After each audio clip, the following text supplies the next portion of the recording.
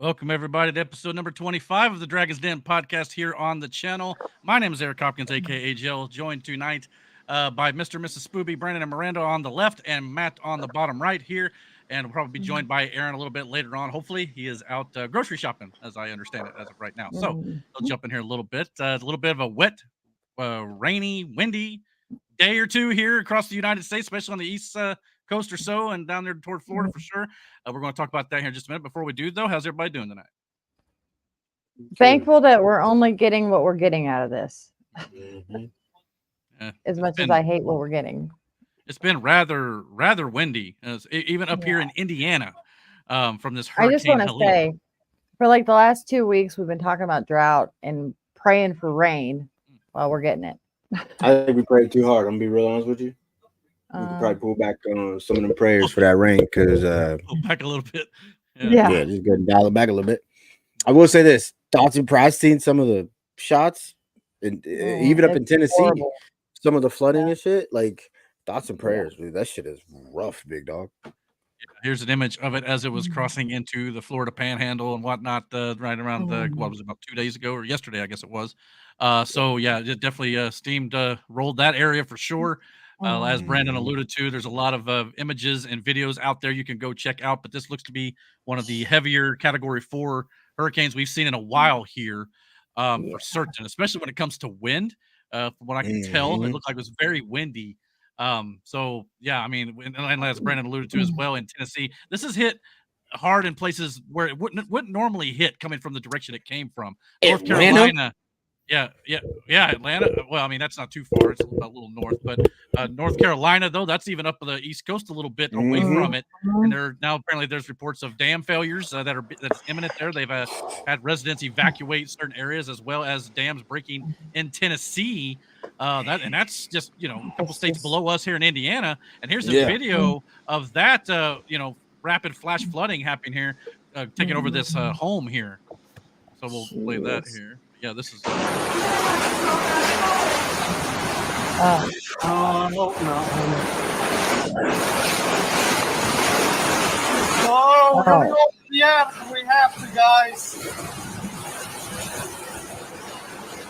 I mean, that's Tennessee. Like, real talk, man. Thoughts and prayers. Because, like, that shit, everything you work for. Like, there are a few natural disasters that, like, really.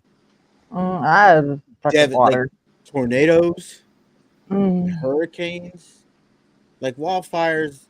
They're bad, but like you could stomp those out a lot easier than the flooding and fucking tornadoes. Like to watch everything you work for just go get washed away, like literally. Because you've seen some floods where it's so bad, like you've seen like whole houses. Though it's happening down there, yeah. And it's like. Fuck, man. Like, there's one video a while back where, like, it was I don't know why you would live that close to the water, but just watch the waves smack this porch and just eventually rip the damn thing off. And oh, brother, nah. And, like, last time it was a real bad hurricane, if I'm not mistaken, it was Katrina, right? This. One of the big ones, for sure. Yeah, there's been. I follow a YouTuber named Tim the Tapman. Love his videos. I've shared some of his videos with you before, shit. But I love his videos. I love his personality. Great streamers. They're hilarious. And he was talking about, where he was in Florida, and like it wasn't supposed to hit him, whatever. He's like more west of where the storm was hitting. And they were talking about evacuation plans and all. And I'm like, bro, when you gotta live like that's crazy. Imagine the insurance rates. Which, I mean, it's something they're, I guess you could say, used to, but do you ever really get used to that, though? Like, no, but there are some people who are just like, we're not leaving. Yeah. Shoot, I saw a video of a guy who was in a kayak sitting in his living room, and the water was up to, like, yay high, but he refused to leave. Like, your life has to come into, nah, I couldn't do it. Like, I get it. You don't want to leave behind, but bro, you could always rebuild. You can replace anything in that house that you lose except loved ones, big dog. Like you gotta But my heart goes out to him because that's rough, man. That's crazy. There were a Yeah. few good moments of heroism, I guess is the right word you could say here.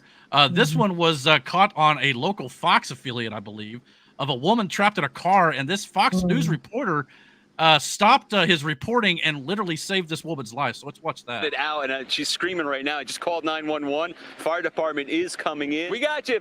911, they're coming. You're good. You're good. Oh man, it's a situation. We will get back to you in a little bit. I'm gonna go see if I can help this lady out a little bit more, you guys. I'll be back. Moments ago, Fox Weather's Bob Van Dillen saved a woman trapped in a car. He went and Look got at her. that. He's saving her. He called 911 for her. Bob is going to join us coming up. That guy is a hero. Wow. Is that a kid too, or is it just? You know what? I I realize think I'm she's- with you guys. I'm on the air, but I she's can't. just short. I can't let it go. So I just. I dropped everything and I took my wallet out of my pants and I went in there, waded in about chest deep. And the water's actually rising and getting up into the car itself. So I told her, okay, undo your seatbelt. And she undid her seatbelt and I said, let me have your phone, let me have your bags, and then put on my back. And then we walked in. So she's short. She's probably about this tall. So I Oh my! and just brought in. It was Yeah, he saved that woman's life, shock. dude. That's She was cold, shivering, so I gave her one of my shirts, and she was in our car just warming up. About 10 minutes later, the fire department came, saw that we were okay, and they went on to the next rescue, wherever they're going. yeah. Oh. She wouldn't have survived. 10 more minutes. I mean, in the cold alone wouldn't have been good. For her. Ah, dude. Yeah, so good to see stuff like that. And, like, Obviously, there's flooding- been many people who are not so lucky, for sure. Flooding is crazy because like it's a sudden thing. Like, you know, I mean, yeah, I get it. Like you go through an area, but like if you're driving through somewhere and it's not bad, and you're like, I just need to get through here and I'm good, and then you just turn a corner and it's just water. Yeah. Yeah. Oh. That I flash like flooding that. stuff. I like that he thought about the wallet. Yeah. Well, Hey, man. Yeah, got to save them credit You cards. gotta Hey, make man. sure. Gotta make sure them bills stay. Well, I dry. mean, it did appear, at least at first, when he said that they called for 911, it almost appeared like, you know, if she stayed where she was going to be okay. Mhm. So, but at the same time, like you said, it happened so fast that she's Yeah, stuck in this cold water. she's freaking out for sure. I would have been. Yeah. I mean, I can't swim to begin with. The So- panic in Yeah. her voice was I'd real, have been brother. freaking out for real. I hate water.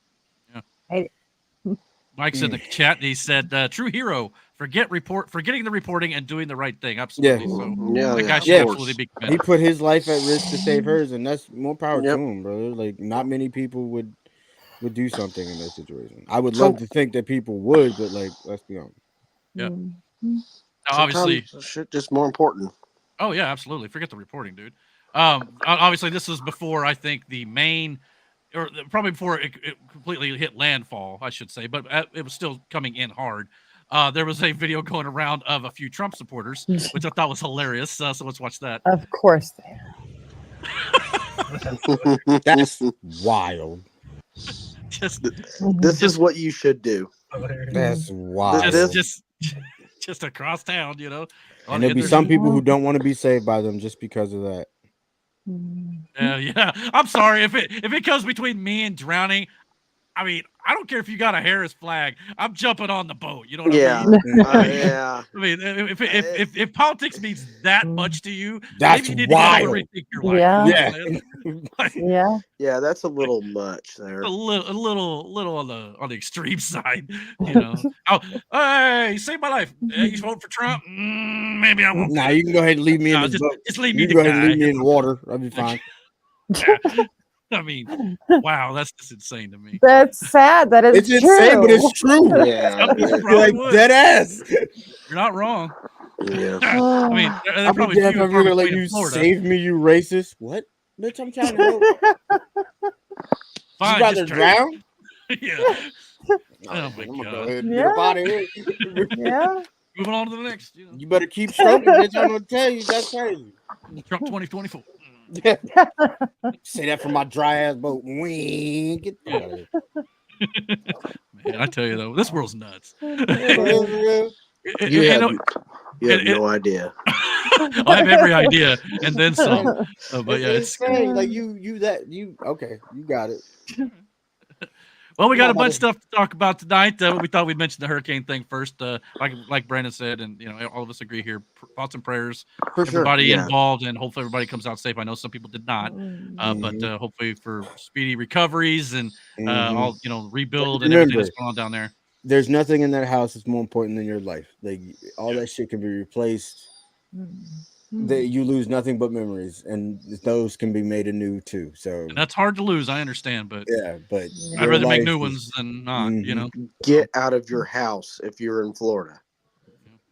I mean, it's their choices, but luckily it is in Florida. I know Ron DeSantis has already got many people on standby, ready to turn power back on, and he's on the ball down there when these things seem to be happening down there. He knows what he's I doing. just wonder what Tennessee and North Carolina are like, because I don't think they were prepared for it. Yeah, North I don't think Carolina they did maybe they're just going to because get hit like that. you're an ocean, but not for this particular one. Yeah. Yeah, Tennessee. You think about it. New Orleans wasn't prepared for that shit, and then they got fucking. Oh, I mean, they're near an ocean, so you think at least, but they're below sea level too. So They got a it's 2009 cases like Super North Bowl. Carolina. Well, and in North Carolina, Tennessee's case, I think it was dams breaking due to the excess rainfall. Yeah. That can happen. I mean, that's even worse at this point.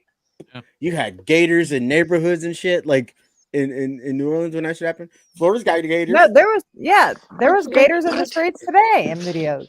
I wouldn't doubt it. Man, they got gators in New Orleans now. I'm not about to stay for none of that shit, big dog. In the water, though, like on the street in the water, swimming through neighborhoods, fucking There's sharks. actually movies with gators and stuff like in big floods. So I kind of want to check them out. That'd be kind of fun to watch, but I can't remember the name off the top of my head. But anyway, speaking of movies, real quick, before we get off of that, real quick, there was one video I seen a while back where there were just sharks swimming down the street. I said, "Nah, you got it, boss." Yeah. I believe it. Part of that. No part of that. No part of it at all. I mean, I don't like sharks to begin with, but I'd probably rather deal with a shark than a tarantula. I'll tell you that. Nah, you wild. I'll take hate my chances with the spider. You can step on the fucking spider. Try to step on that shark. See what's gonna happen to you. I'll bet you drop back a nub. I'll punch him right in the nose. You know, like Jason Statham, that Meg thing. You would swing forward and then come back on some shit. Like I don't want that. A spider, bro. I'll get my shark repellent bat spray that Adam West had back in the 60s. Oh my god. Literally jumped the shark. You could step on the spider. I'm just saying. That was the Fonza. You can step on the spider. All right, Yes. I'm just throwing that out there. Not if it runs. And then you don't know where it went. You're like, shit. Burn the house down. Yeah, just burn it all. You don't need it. Start over. Start over. All right, well, we got a bunch of stuff to talk about tonight. Let's get into our first topic, and that is, of course, pro wrestling this week.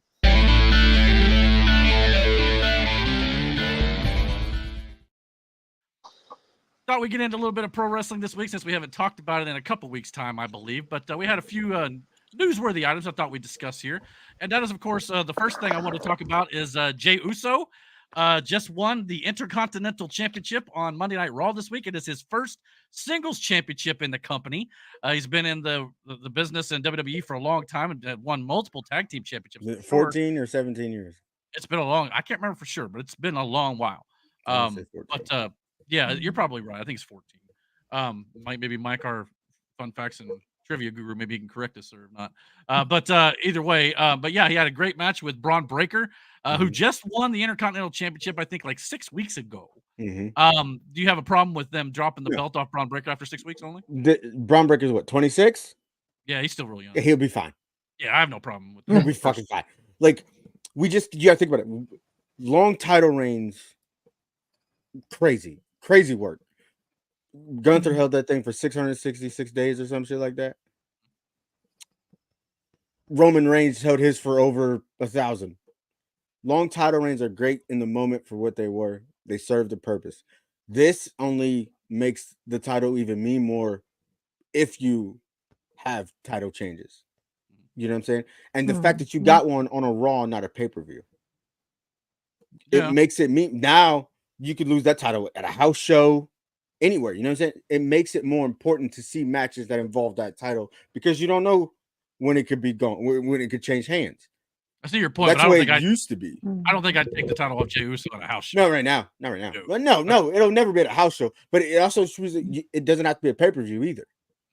Well, that's the thing about WWE pay-per-views as of late, which we're going to talk about Bad Blood just a little bit before we end the segment. But they're structuring their pay-per-views now outside of the big monster pay-per-views, so like 4 or 5 matches. So, and I think I've seen quotes from like Triple H where even he'll say things like, "The reason why we're doing this is partially to give more, credence to Raw and SmackDown every week." So something like this happening on a Raw, it gives Raw and SmackDown that little extra incentive to go watch it for something that would maybe happen on a pay-per-view that's still going to happen on just a weekly show. So I get the idea there. There's nothing wrong with that. And Jay earned it. Jay earned absolutely. the shit out of that title. Like to watch the Usos career go from face paint, the Haka dance, to the turning point of the Uso Penitentiary. I remember when that whole gimmick debuted on SmackDown against the New Day. Them coming out to the more grittier music, the street clothes, the whole attire, the attitude switch. It went from 2 smiling, half-face painted dudes to they really came into their own, like being their own personalities. And the tag matches that they would have with the New Day and other tag teams, phenomenal. One of my favorite tag matches with the Usos was against the New Day. It was Xavier and Kofi in the cage in a Hell in a Cell. When they trapped Kofi with the kendo sticks and just waylaid on it, dude, brutal. They literally went to war.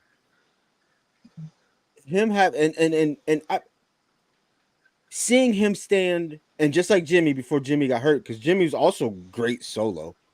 Oh yeah. No Sokoa. yeah. San Sokoa. San Sokoa. Yeah.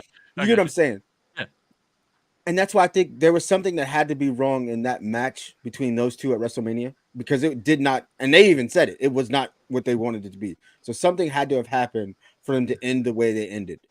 I still want to see him and Jimmy get their real one-on-one moment, but I also want to see him and Jimmy get back together.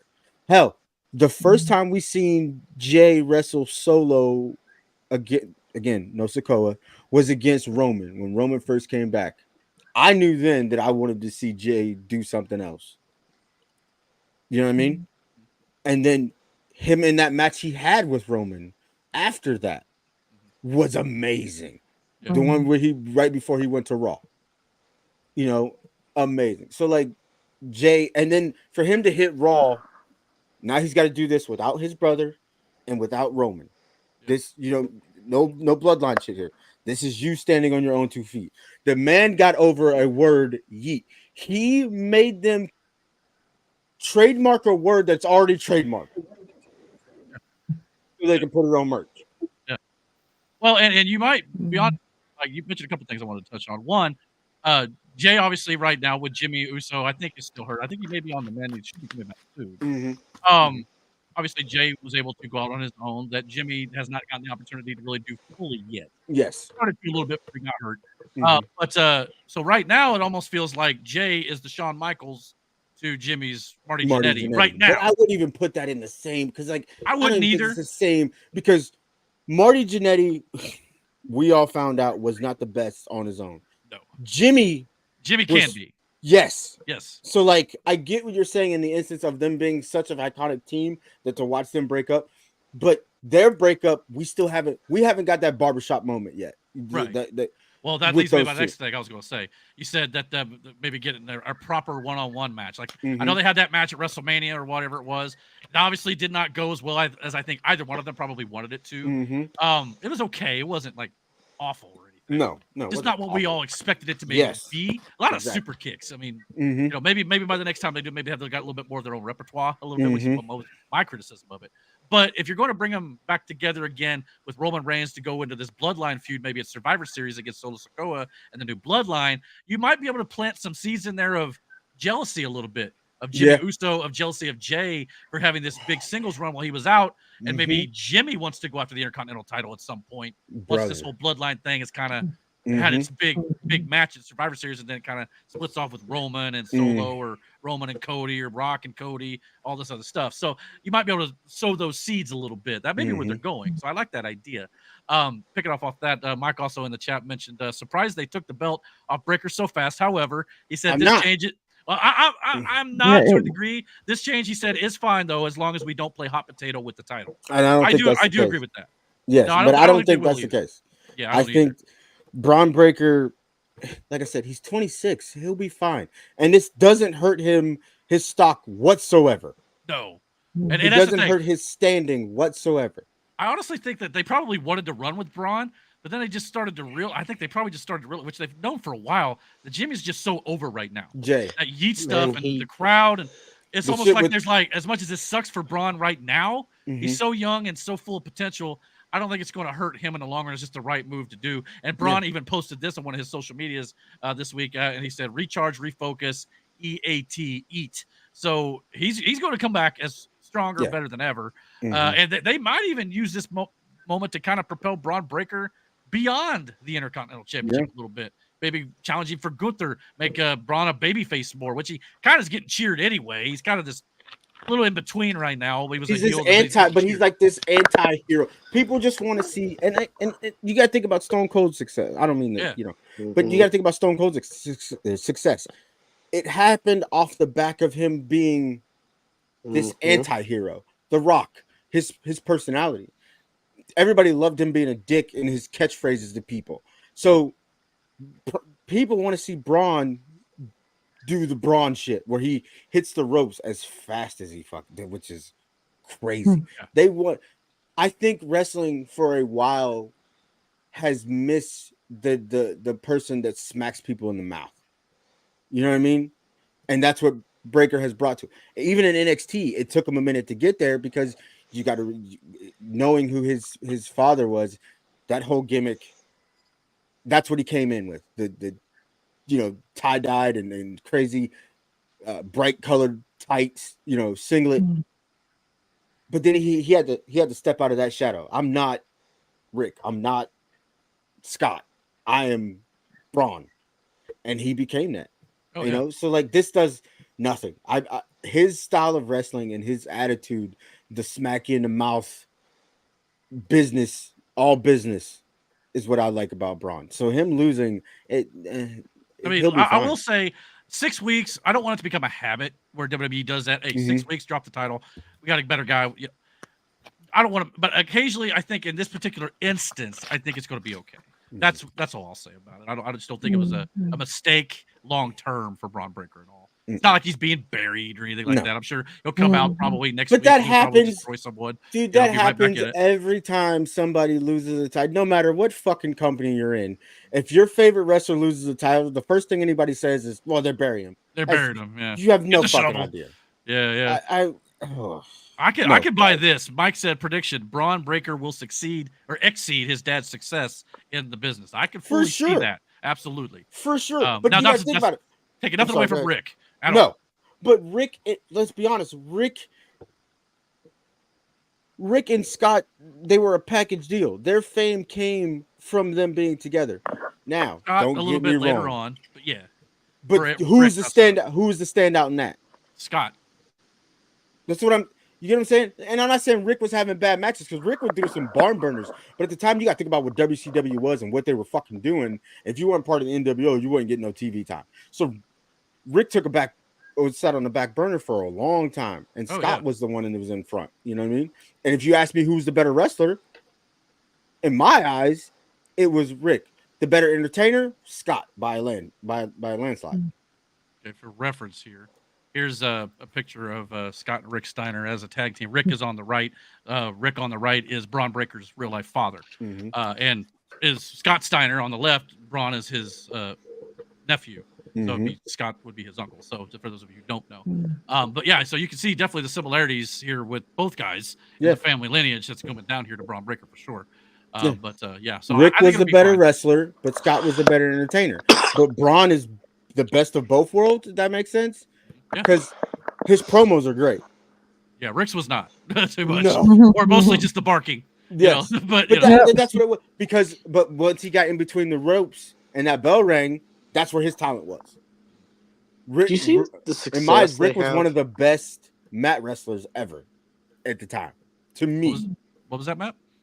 I said, do you see the success these two guys have? With the multiple belts? time. Oh yeah, they have multiple champions. tag team champions. I mean, Multiple. Brandon, you wrestled, so you know this. You can attest to this. This is when wrestling becomes fun, isn't it? Yeah. Yeah. Title you win- can just titles can make and break people. yeah. Not saying that Braun wasn't able to handle the pressure because he was fine with it. But Jay, to bring this back to Jay again, multiple time tag champion. Phenomenal matches, classic matches. Like I said, the New Day and the Usos did for tag team wrestling what the Steiners did at one point for tag team wrestling. What the Midnight Express did for tag team wrestling. You know what I'm saying? Like there was a line, and then you had to, if you wanted to be one of the great tag, there's a benchmark, and you had to hit it, and they exceeded it. So to say he didn't earn this, that's absurd. Yeah, that's great. His charisma, his ability in the ring. That's what his dad Rikishi's been saying for months online. I don't know if you've been following Rikishi online, but he's been saying Jimmy and Jay both need to get put more as a singles. Jay's ability to wrestle anybody, and turn into a great, like, what are we talking about? He more than earned his title shot and reign. Yeah, I'm gonna throw my 2 cents in. Like you said, he was tag champions, and he needed a chance to prove that he could do it on his own, especially before Bad Blood. Yeah, and this is for himself more than anything. He's just reached that upper echelon. He started to creep up into that upper echelon level, and it's time to crown him now while the iron is hot, as it were. I just hope, for everybody's sake, they stay not party animals. Yes. Not let this shit get to their heads. Not. Which one was it that did get in trouble with the DUI? Both. Was it both of them? Okay. Yeah. So And I we've hope seen that they've torpedo learned. careers. Yeah. So far, it seems like they have, because we've not had any reports of that in a long Nope. while. In a long That's while. good. In a long That's while. good to see. I think, hell, the last couple of times we've seen Jay getting ready for pay-per-views, he's had his son with him. Awesome. And we all know how important family is to their family. And I mean, all of their family. They are very close. I mean, look, you got Jay, Jimmy, Roman, Solo, not Zilla, Jacob, all cousins, all very close. And they're all feeding off of the success of one another. They've all propelled each other to spots. I think Jay will be fine. I think this title reign, and it'll be hell. I love Jay, but I also love the Usos in general. We've had this conversation before. Oh yeah. In my favorite tag teams, you know where they're ranked, and you know who's all in that. Especially because 2 of them are coming, or another tag team, one of my favorite tag teams. One of them's already there, the Girls of Destiny, or Tama Tonga and Tangaloa. But now my second favorite ones are also coming to WWE. Yeah, we're gonna get to that in just a minute, so hang in there. So I know exactly what you're talking about. And I'm trying to see them lock up with them. Yeah, exactly. You know what I'm saying? Mike did have a question for Brandon, though. Who do you feel should have a great singles run out of a tag team that did not? Damn, That's a tough one. That's a good question. Damn. Of all the years, Are we talking about current or? I think of all time. Sounds like. I know it's a lot harder of a. A lot of them got that chance though. Yeah, they did. I think. I mean, now this is. It's kind of a. I mean, it kind of got railroaded obviously because he passed away, but Owen Hart, who started to have a big singles push, yeah, and then they never won a world title. The But Black Heart. I think the talent was there, though. I really do. Do you think Davey Boy? Sorry, go ahead, Matt. Go ahead. Do you think they were pushed in that direction? Well, once Bret Hart left, it was almost like Owen's push kind of stopped. But Owen, but I think that's Vince being vindictive. Yeah, anyway, maybe. that's neither here nor there. I know. I would say Davey Boy, but Davey Boy got a singles run too. He got a didn't singles run. He won Intercontinental titles for sure. I And I don't think wa- Owen did too, but not the world title. Yeah, I Owen got don't- Intercontinental titles. I don't watch a whole lot of wrestling, so I don't know. I'm not really an expert in wrestling. Brandon and Eric, you guys watch it a lot. Yeah, for 34 years now. Yeah, so but I'm just saying, do you think that this title switch, do you think this will affect the future of the USO? I mean, it could. No, I think it adds to. I mean, It adds. you to alluded the to that, whole Eric. thing, yeah, like- the storyline of it could definitely be something they play with. No, yeah. But as You know what? I take it back. I know they've had single title wins in a sense. Xavier Woods, I believe. Okay. That's one they seem to be aiming to actually push on his own. Maybe Xavier is a very underrated wrestler. He has all the charisma in the fucking world. He has the wrestling ability like a motherfucker. But every time you see him, don't get me wrong, he did win King of the Ring, right? yes. Mm-hmm. But he's never won a singles title, and that's the story they're going with right now. Yeah. I don't know if you've been watching, but So yeah, they definitely I think, yeah, Xavier for sure. that could be a good one. So I'm down for that. I'd like to see what they For do. sure. Obviously, a part of think me's still hoping that Big E maybe comes back. Yeah, I don't know if he ever but is no, going to at this but point. I don't know. Regardless, I feel like they should still see this through. Yeah, Big E's a bit probably go on his own even if he were to come back. Well, what happened Yeah, to Big E? Because He broke his neck. A couple years Just- ago now. Yeah. So he's not Oh, wrestling I hate- since. I hate He's that. I he's like doing Big E. better, Could but you- I just don't know if he'll come back to wrestle right now. Let me ask you this: could you see Jay versus Xavier for that title? Sure. Yeah. I mean, Yeah. book properly. Absolutely. I mean, That'd be it'd great. take a little time to build Xavier up, maybe to it. But Mhm. yeah, you could absolutely do it. I mean, depending on what happens I with. mean, because the storyline. payoff is going to be Xavier versus Kofi. Oh yeah, you would think eventually. Yeah, I mean, if that's where Mhm. I mean, I know kind of they got this whole thing with what's his name from the Final Testament. Karrion Kross. Karrion Kross, yeah, thank you. He was trying Being to real get him to break off manipulative too. and- Yeah, But, but it's also kind of working. So Yeah.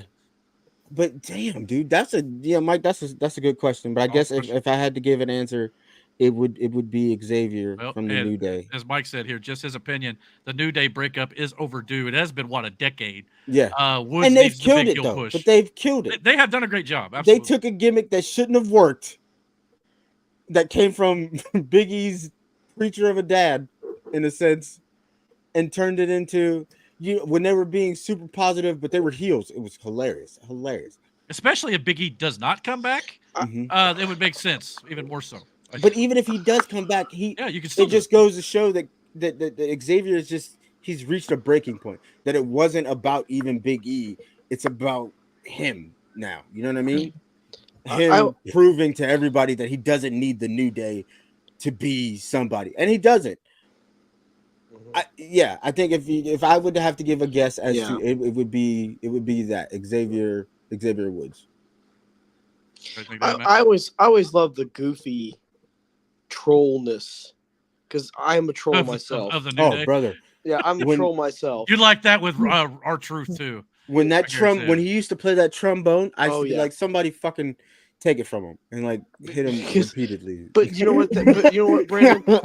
That was the fun of watching them. Yeah, they would come into these, and the matches didn't always make sense. The bootios, yeah, the pancakes, pancakes. Oh my god! They would just go out and they would do the goofiest shit. And then and sometimes that rubs some fans the wrong way, myself included sometimes. But you look back on it, you're really like, that's wrestling though. But they made it work, brother. Yeah, they made it work. It's supposed to be. They made it like they were in those matches though, Brandon. Yeah, and there was because regardless of all the goofy shit they did pre-match, the match itself,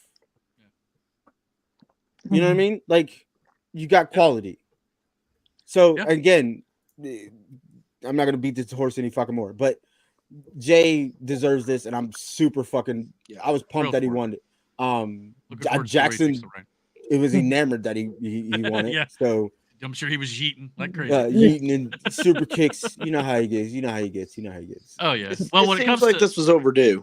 It's definitely something that they should have done a while back. And I'm glad they finally pulled the trigger. And it did feel like it was at least the right time. They didn't wait too long, I don't think. So and like I said, for all you fucking people, Braun Breaker will be fine. Shut up. Yeah, he'll be fine. Calm down. But when it comes to other things going on in professional wrestling, this particular part here, we're going to talk about some potential pro wrestlers. We've talked here on the show many times before about wrestlers will be possibly jumping from company to company, which happened back in the day when WCW was a thing, ECW, WWE. It's been a thing for a long time. Now, there's not been a company as established as AEW is right now in relative to WWE. But now that we've got a secondary company that's pretty well, it's had its issues for sure, no doubt about that. But at the same time, it's the number 2 company in the United States, especially. So we've got some rumors out there about people who could potentially be jumping ship. So let's go through these kind of quickly here so we can move on. But first name on my list I wanted to talk about is AJ Styles. Apparently, his contract ends at the end of the year, potentially early 2025. Could he be AEW bound, or do you think retirement is more a likely option if he does not AJ already renew? stated the fact that he was finishing his career in WWE, and then that was it. Once he was done, Here's he the was quote. done. Why is he even on this list? Well, he's getting up there in age, but he's also a big talent. He's one of the best wrestlers in the world. Man. No, He was with AJ, TNA. yeah. Dude, He back in the world day. traveled. He said it before. He said when he first went to WWE, he didn't make it. He left, and he knew why he didn't make it. He went to TNA. He went to Japan first. Started to build a little buzz there. Then went to TNA. We know what he did for TNA. Him and Samoa Joe were the only reason TNA survived for as long as it fucking did. He left there, went back to Japan, became a megastar. That match, the first Wrestle Kingdom video I ever showed you was AJ Styles versus Shinsuke Nakamura. Yeah, Wrestle amazing Kingdom 11. Phenomenal fucking match. No pun intended. And then right after that match is when he debuted at the Royal Rumble for WWE. I still feel like he had don't get me wrong, he had a pretty decent run in WWE, but I just don't think he ever reached like that Japan level. No one is going to superstardom. reach Japan I level of understand it. superstar. And especially Not now, happening. Shinsuke came close in NXT, but on the main roster, Shinsuke was just, I don't know, he wasn't as good as he. I don't know what happened there. Age, fucker. A lot of it was Vince. The other part of it was, I don't know why. Vince not knowing what to do with him. Right, and I think Hunter would have done better if he'd been in control. But now You saw what he did with him in NXT. Yeah, and the same with AJ. I think he could have been better with Hunter behind him possibly as well. But AJ went straight to the main roster, didn't go to NXT. But AJ has seen it, done it all. Yeah, so hopefully it sounds like if he does not renew with WWE, he'll probably retire. But at the same time, he'll probably renew with WWE, and hopefully they'll write him off and give him a good send off like they've done for many in the past. Yeah. Moving on, though, we got Kevin Owens. Actually, he stated back in May. Hey, chirping. Well, he stated back in May that he had 9 months left on his current deal, putting his current contract up around January or February of 2025. And there's actually a lot of interest in Kevin Owens from AEW. What I've been reading. Obviously, why wouldn't you? This guy, he sounds like Jamar Chase, man. He sits there whining about his current contract. He's not whining. He's just talking about it. Yeah. They all talk about it. You know why they talk about it? Because they get more money when they talk about it. Exactly. Yeah. I don't think negotiations. You know. I tell you what. Sure. If he did leave, I'd be surprised. Okay. I mean, I wouldn't be as surprised as I would if AJ left. I think Kevin has a lot more to give somewhere. Now, a lot of people were saying online, well, what else could he possibly give in WWE? Now, you could give him a world title run, but there's so many. He did that. Plus, there's so many names at the top right now. Kevin is kind of at that Randy Orton, like right there. He's helping out the top baby faces and stuff. But I do feel like there's a storyline they're doing with Kevin Owens right now where we may get a Kevin Owens versus Cody Rhodes match before the end of the year. I absolutely think that's going to happen. Out of jealousy, maybe a little bit from Kevin Owens. Here's the thing. If he did leave, who does to Kevin? Kevin's done everything he could possibly do in WWE. Regardless of what people think, a lot of wrestlers feel that WWE is the end all. Like that's where they want to be. Regardless of where they are, where they start, their goal is to get there. That's because regardless of what everybody thinks, every wrestler wants a WrestleMania moment. Period. Yeah. So, and Kevin has multiple of those. Yeah, with Stone Cold Steve Austin of all people too. Yeah, how many people get that? An idol of his. So like, Austin looked great in that match. It's almost like if they don't go to AEW or somewhere else for a little while, they're not going to give anybody else a chance to get to where they were. Yeah, they have to make room Yeah. WWE can't have every good wrestler Nope. and And be it's able funny. to have them on shows every It's night. funny how that works because remember when AEW started, Tony Khan was signing everybody. Everybody's worried about their bloated roster. WWE's got a little bit of a bloated roster at times too right now, a little bit. So it does. These things have ebbs and flows to it. And if Kevin Owens goes to AEW, he'd be a great addition with the talent they've got over there, no doubt. Yeah, but at the same time, but does he go to the wayside yet again? Like, I'm not. It depends on how you because book it. WWE does it too. They get a lot. And They sign AEW's these been guys, guilty of that, yeah. and then you'll see them initially, and then you won't see them again. But Brandon, why don't they send these guys to NXT or like because NXT is supposed to be where the learners are learning. I know that. That's what I'm saying. How else would they learn? Well, from they do send watching some people here. someone They do send them down has there. Done They do. it, has been in that moment. You know what I'm saying? they've been down there. Kevin's been back in NXT. For a little bit. Yeah, I don't mean send them down there permanently. I mean just bounce them back and forth. They've done things like Yeah, that. they've done things. I know you're asking because you're curious. It's a question more than anything. Johnny Gargano went back not too long ago. Yeah. To Randy have a Orton match did, with and somebody CM else. Punk was down there. I don't think he actually wrestled. I know Randy Orton No, he was be. doing this whole thing with Roxanne Perez and somebody. Yeah. You're right. No, but I get what you're saying, Matt. I get what you're saying. That's how you learn. Yeah. And a lot of these guys too, like once they've seen it, done it, they've been there, they got it. They just get comfortable where they are. Yeah. And some of it may be like if Kevin goes to AEW, for instance, it could be kind of something similar like what used to happen in WCW back in the day. Lighter schedule. Maybe you get a little more time off with your family, maybe a little bit better pay, depending on what happens. So if he chooses to go there, that's another great place for him to go. I mean, bringing these guys up to last 10 seconds in the Royal Rumble is not a moment for these people. Well, it is when you've never. It is when you've never been on the show. Yeah. Being even if you're in there and you get tossed out, the exposure you got from the time you walked out till you got in that ring, the crowd's reaction is what these guys are listening for, how they respond to you. So they get a good reaction. They'll send them up. Is that what you're saying? Not immediately, but they know that you're marketable. Okay. Yeah. They kind of gauge how you responded to. They want they want a name that will sell. Yeah, always. Yes, is that for way sure. I should say I mean, that's how the business works. Right.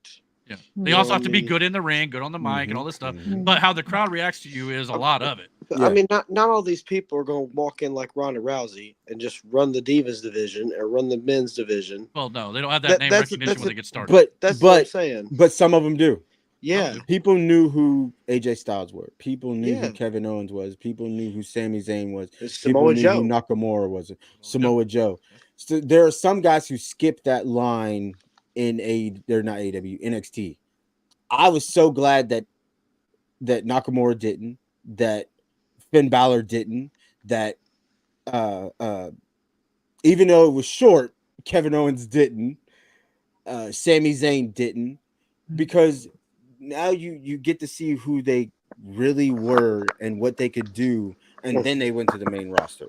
You know what I mean? Hell, Kevin Owens' first night on the main roster was him challenging John Cena for his title.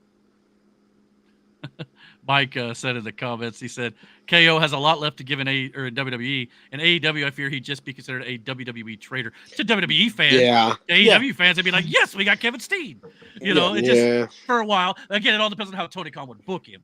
I mean, you can say this about Triple H too. I mean, a lot of people say he didn't really do much with Bobby Lashley or some guys on the roster too, which we're going to talk about Bobby here in just a second.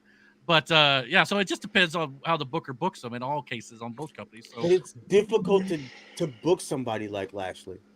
Yeah, when you already have getting a little guys, but you have guys that already fit that fucking mold. And you got to think about it too. Lashley was coming up when the whole Bloodline story was the biggest thing on SmackDown. Yeah, there wasn't really. Yeah, like I can see that. You have to also be able to turn your body. What does that mean? I'm just saying Lashley can't turn his head. Well, he's a big man. Body. You'd be surprised. The dude is actually pretty agile. Yeah, Lashley's pretty fucking agile in the ring. Is that how he comes out? No, this is not Bobby Lashley. This is I was about to move on. This is Malachi Black, who is an AEW talent who used to work for WWE under Aleister Black. It sounds like WWE has interest in bringing him back to the company. Malachi's current AEW contract is also up in early 2025. So it could be a name that could also be jumping back to WWE. Quick thoughts on that. Now, he has voiced his frustration Especially with the way some singles things. runs. Yeah. Yeah. I've heard that name. I've heard that name before.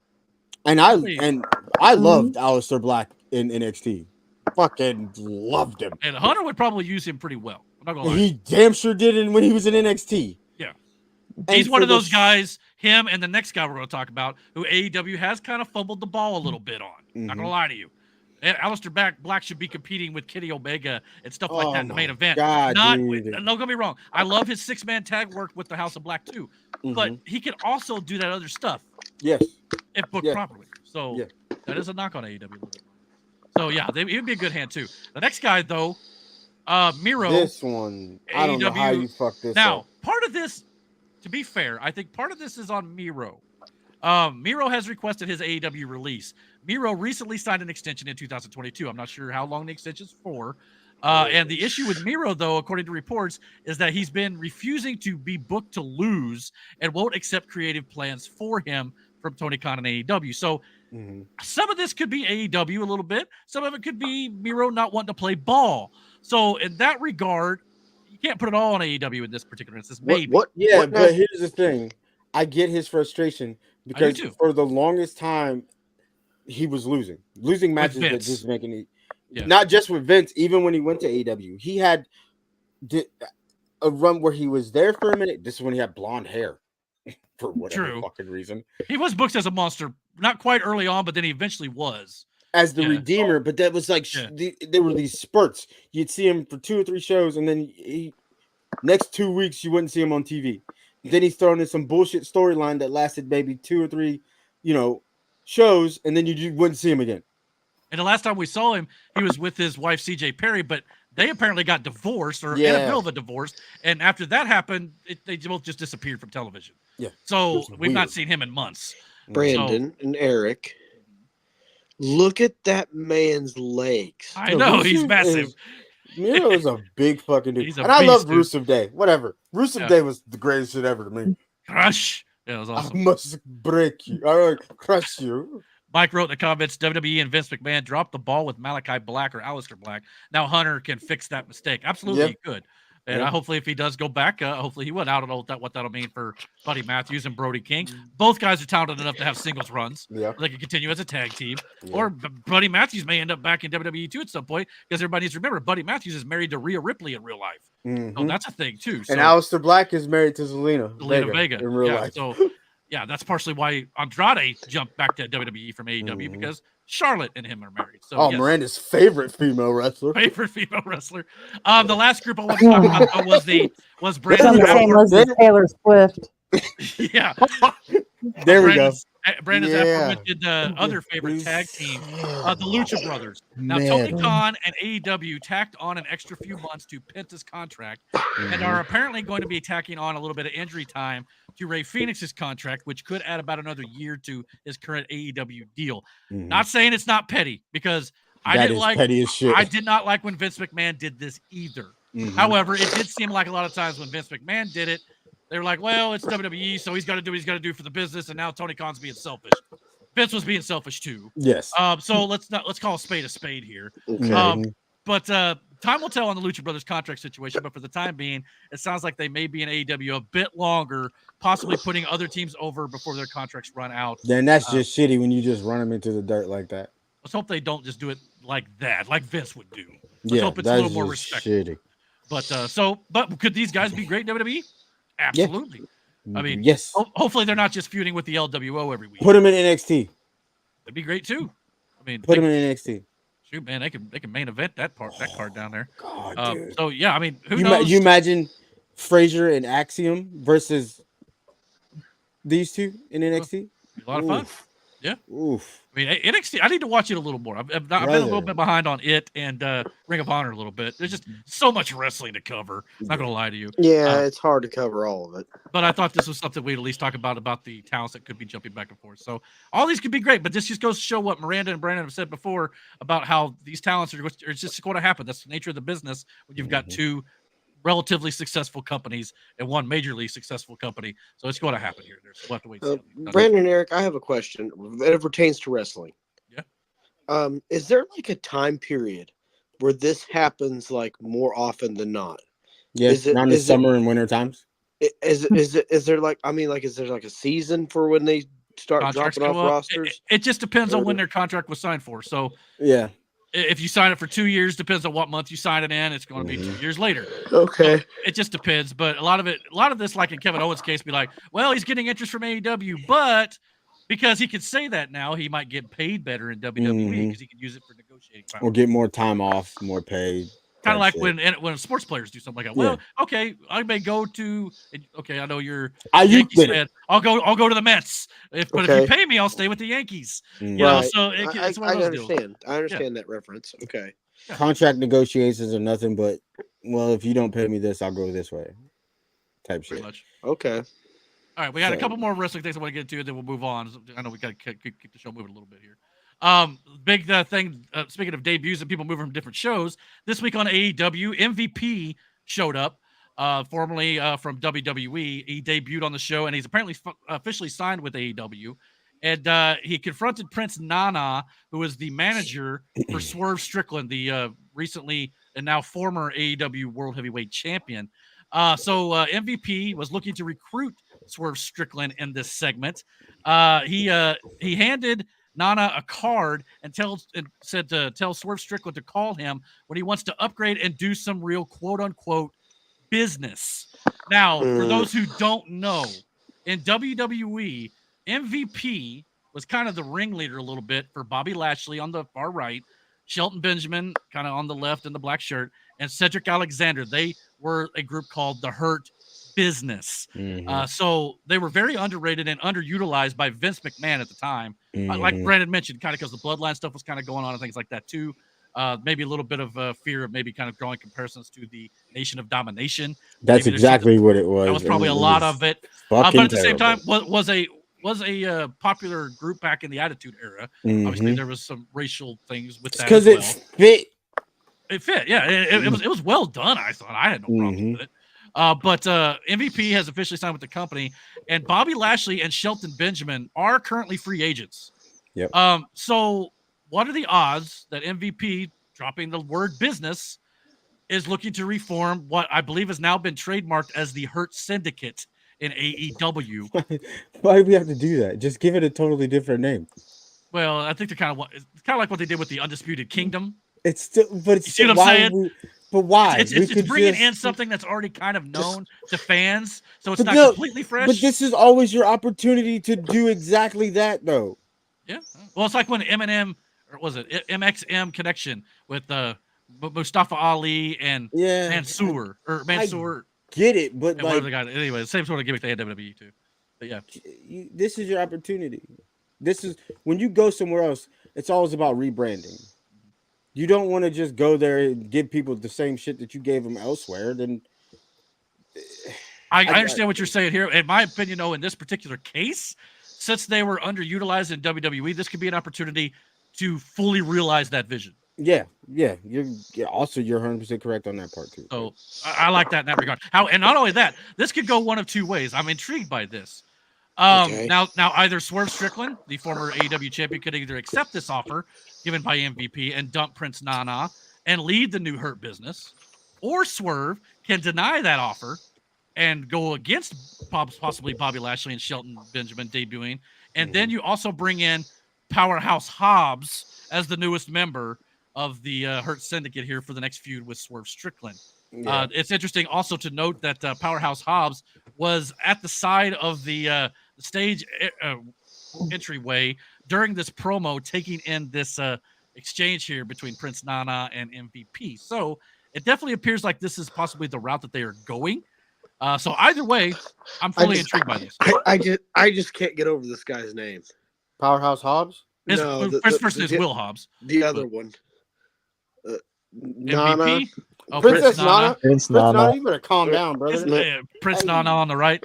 Hey. Yeah, he swerves when he drives. See, that's the thing too. I don't think this is a time to break up Nana from. Look at that face. Yeah, just. I will say this: Nana, buy a belt. Every time you do that dance, your jaw is about to fall off. Looks like he's about to go to the bathroom, man. Brother, he swerves when he drives. All right, y'all better get it together. Swerves while he Miranda drives. knows that song way too much. Hey. I do. My kids Not that song. Well, and I see what Mike's saying here too. Won't this just be looked at as AEW stealing a WWE idea? It could be, but at the same time, I mean, back in WCW days, I mean, Scott Hall and Kevin Nash were basically together as Razor Ramon and Diesel, and I mean, this is basically the same exact gimmick. They just added the NWO thing. I mean, company, if Lucha Brothers go over to WWE, they're still going to be the Lucha Brothers. I'm sure. I still, and I will say this till I get there's it, nothing else left. There are way too many fucking factions in wrestling right now. Yeah, it does seem like faction warfare. Everybody's no in a fucking group. Yeah, I don't disagree with you there. But yeah, and even certain groups, like they had big plans for like the Undisputed Kingdom, but then Adam Cole gets, shatters his ankle, and of course, Wardlow has been another guy that AEW booked terribly, is missing in action, and now the Undisputed Kingdom is kind of there. I mean, you can revitalize his Hop. Look, Hobbs was doing great till he got hurt recently in the singles run. There was so many parallels in wrestling where people just drop the ball on certain people, and you never get to like. If it helps your career, it helps you make money, go for it. But I just want something at some point different. That's all. Last wrestling thing before we move on, so we can keep this thing kind of rolling here. Just real quick, don't spend a whole lot of time on this, but real fast thoughts on the Bad Blood pay-per-view, since we were not going to be having a podcast this Friday. It'll be taking place a week from tomorrow on October 4th, I believe, or October 5th. I'm sorry. Sounds like 4 or 5 matches. Sounds like Nia Jax will be defending her women's title against either Bayley or Naomi, depending on what happened on SmackDown tonight. They're supposed to fight for that. Hell in a Cell match, CM Punk versus Drew McIntyre. Cody Rhodes and Roman Reigns teaming up against Solo Sikoa and Jacob Fatu of the Bloodline. Liv Morgan versus Rhea Ripley for the WWE Women's World Championship with Dominic Mysterio suspended above the ring in a shark cage. That's hilarious, by the way.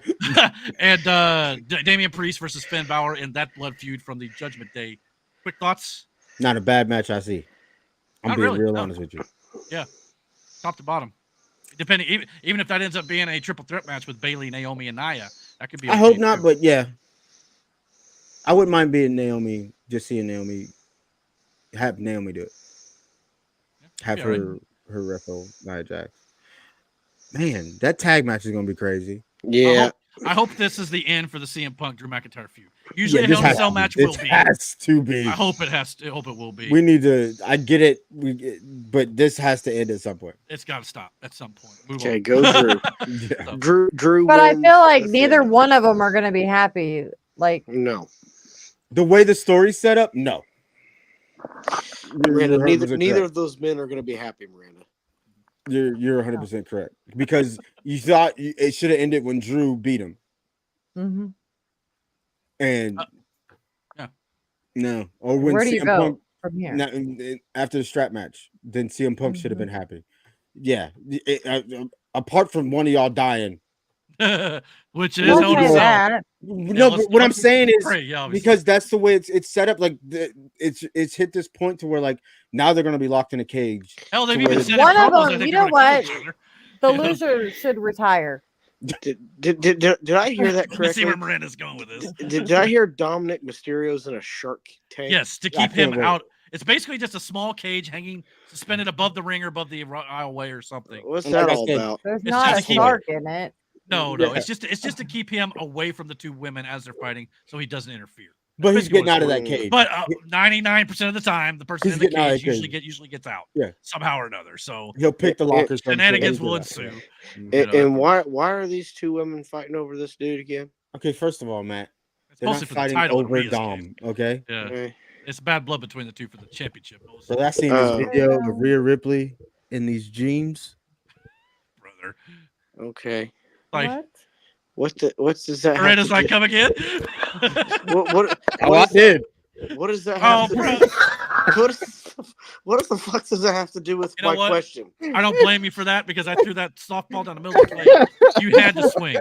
So, God. What does that have to do with my question? What?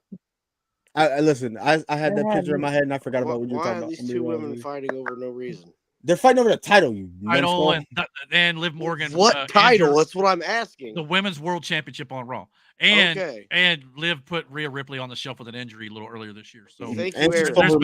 Brandon, I don't care about your little fantasies going on over there. But Eric, thank you for answering that question. One last wrestling brother. Oh, Mike said if there isn't if there isn't blood in Drew versus Punk, they will severely drop the ball. Well, didn't one of them already promise to make the other one bleed? They're not going to do that and not do that. They will. It's literally called Bad Blood, and they're in a Hell in a Cell match. Okay. If you don't think, if not one, but both, CM Punk will be the first one to bleed. I promise. I'm not watching that match. No, It's going to be nasty. Nobody cares. I'm watching football anyway. They're both bleeding in that match. I promise. Well, and I get Mike's point about how, especially during the Vince McMahon era, there was no blood allowed pretty much anymore at all. But certain situations, I think Hunter is going to be one of the guys who says, all right, in this instance, it makes sense. Let's do it. But they're probably going to try to do it as tastefully as possible. It probably isn't going to be a John Moxley blood gushing sort of situation. It's probably going to be more controlled. Maybe. AEW no way you can control blood unless it's a capsule. Well, don't blade too deep or whatever. You know what I'm saying? They'll do their best to not. There's ways around that shit. It's called taking Tylenol before you go out there. Yeah. Advil. That's what we voted ibuprofen for. All right. Well, that'll do it for. Oh, before we move on, Mike wanted me to ask you guys. Did you guys get a chance to see any of the Mr. McMahon documentary on Netflix? Not yet. Okay. I saw the first 3 episodes, and I'll just say, without going into a whole lot of the details, because there's some things in there. Obviously, I recommend it to watch because it's not one of those things that WWE, has got their grubby little hands in to, micromanage everything that's in this documentary. So it's going to be a little bit more, I think, on the truthful side of things, because they're not going to say, oh, you can't say that, you can't say this. Now, Vince was obviously able to give his side of certain things he wouldn't talk about. But I will say that it's a good watch for that alone. And through the first 3 episodes, I've yet to watch the final 3 episodes. I got to do, they're like an hour a piece, so it takes a little time. But I will say, from that perspective, the thing I really liked about it so far is Bret Hart is interviewed for this as well, and he just lets it fly. He's going scorched earth. He's like, I don't care. I'm going to say it, and this is what was going on, and this is what I thought was happening. And it does not paint WWE and Vince McMahon and certain others like Pat Patterson and a few others in a good light. It really does not. And a lot of the things that we've now found out about Vince McMahon, some of it's got to make you think that a lot of this could be possibly true. And if that's the case, this company, and especially Vince and those who were running in the higher ups, were not good people. So I hope I never thought they were. That's the one thing about people with power and money I don't understand. I don't understand how power gets to you that much. And I guess in one sense, once you feel like you can control this part of somebody, you can control every part of somebody. And that shit is crazy to think about. I mean, just you hear all this stuff, plus the Diddy stuff that's been coming out as of late. And again, all this stuff, the world is a much sicker place than you actually believe it is. Wow. I told Matt before the show started, imagine what you think you know. I know. Times it by 1,000 times worse. I went off earlier. I'm sorry. We just don't have all the information, but it's worse. So, Brandon, have you ever tried to go insane without power? Yeah, you just. It's not fun. It's not fun. You have to do it with power. Yeah. Nah, no, that's when you do shit like this. Exactly. Could never, big dog. Yeah, the Diddy stuff that's going down is just that's just dumb. All right. Wow. All right, let's move on to the next topic as we keep the show moving right along. We're trying to aim for less than 3 hours tonight, so we'll see what happens. Yeah, all right, we'll move on. Here we go. Let's get into movies and TV news.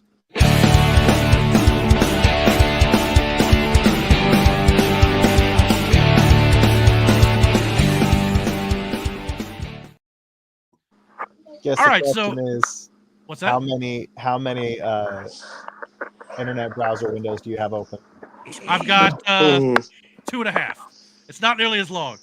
Trust me, there's not as much politics this week, but there is something I thought we'd have a little fun doing. It might take a lot of it. There is some in there, though, so we're going to get a few things in there. But before we do that, I'm trying to keep it moving, so here we go. We got a couple of movie trailers I wanted to talk about this week. I thought I'd bring to you guys' attention. Let's see if we can get your reactions on. The first one is the new MCU movie, The Thunderbolts. It'll be coming out in May of 2025. It's the first trailer we've gotten for it. It's going to involve a lot of, it's kind of like Marvel's Suicide Squad to some degree. So let's check it out real quick and get your guys' thoughts. Here we go. I click leave on porch. Your subordinates will be reported to DoorDash HQ. Alexi, it's me. Open up. Milena? Hold on! Elena! Hi, Dad. Sorry about the wait. It was an important call. Highly classified. Lot of work. Many irons in fire. You feel fulfilled? Oh, yeah. Yeah, so full. So filled. But why do you ask this? What brings you here? Those of you who don't know, that's Black Widow's sister and her There's adopted something father. wrong with me. An emptiness. I'm just drifting. Bucky. And I don't have purpose. Oh, that's fake I Captain thought America. throwing myself into For work Betsy. was the answer.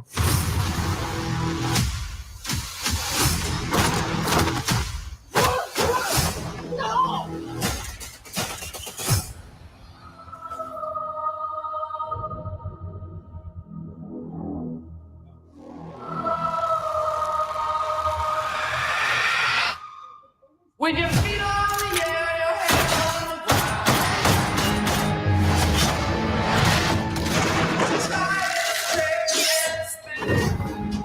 Yeah.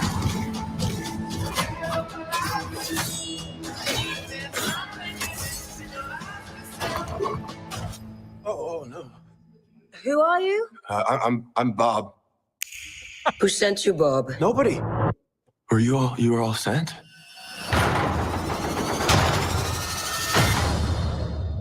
Everyone here has done bad things. Shadow ops. Robbing government labs. Contract kills. Yeah, so? So, someone wants us gone.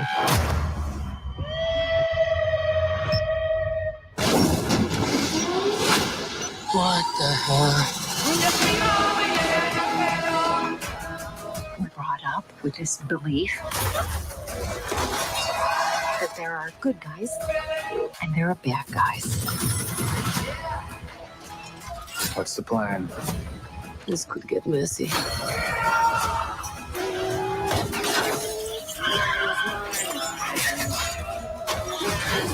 But eventually, you come to realize that there are bad guys and there are worse guys and nothing else. Look at you. So adorable.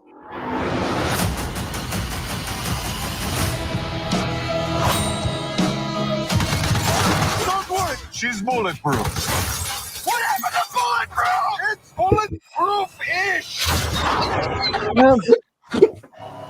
Is that Bucky? That's not good.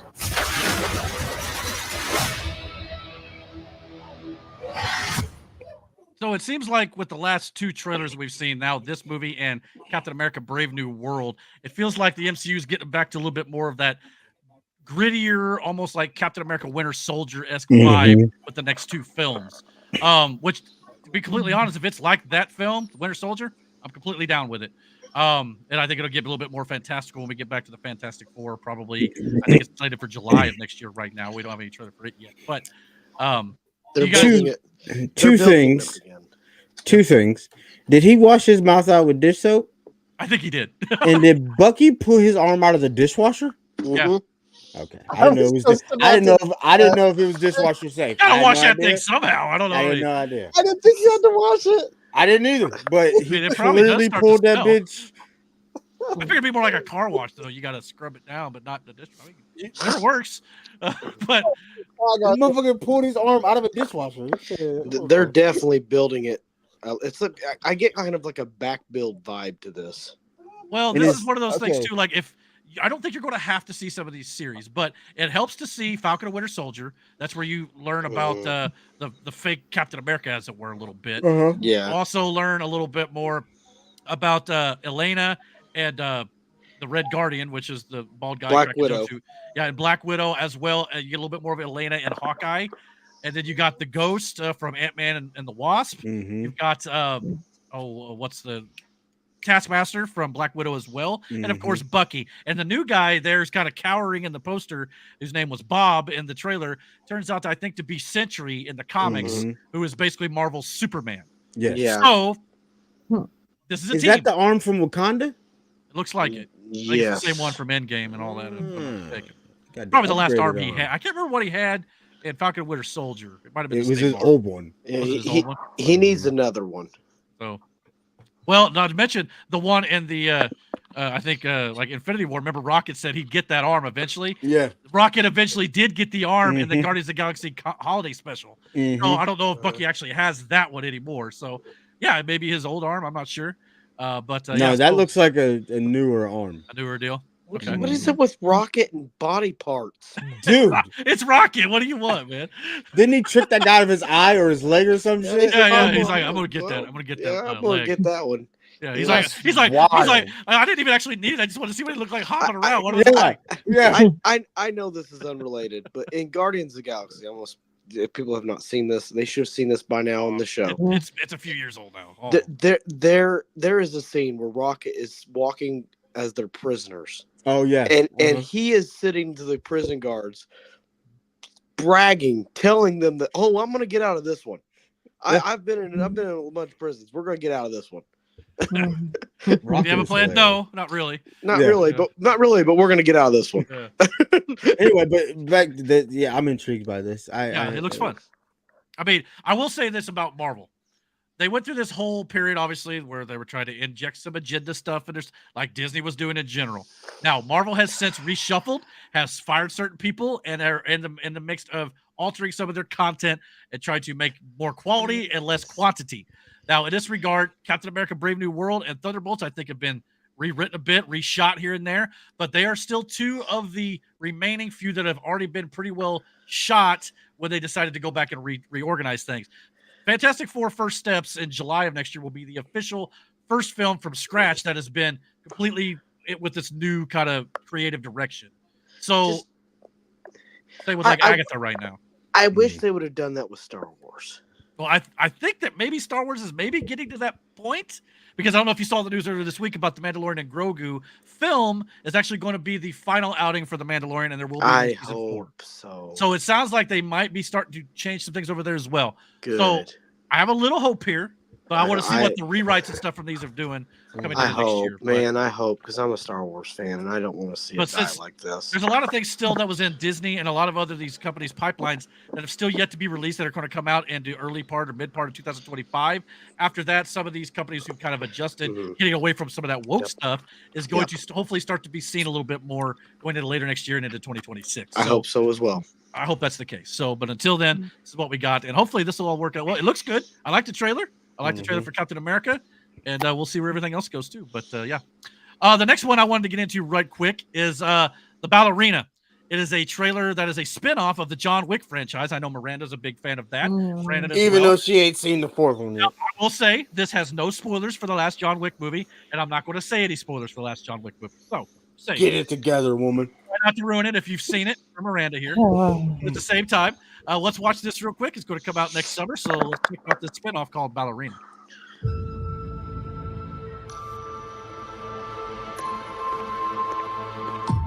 Do you like to dance? I know a school where they teach dances. My man. I could take you there if you'd like.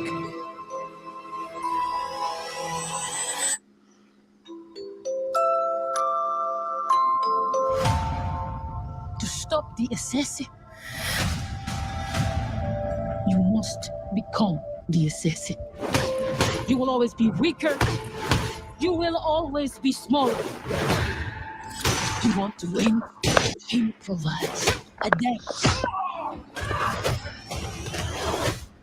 Cheat. And the giblets. White. Oh, my man. The Mascaroma. What a pleasure to see you again.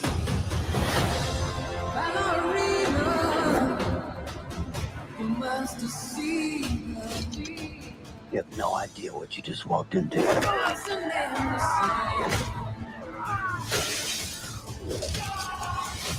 Dang.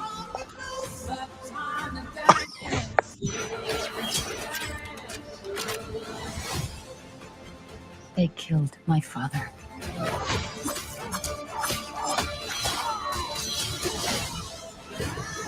This isn't done until they're dead.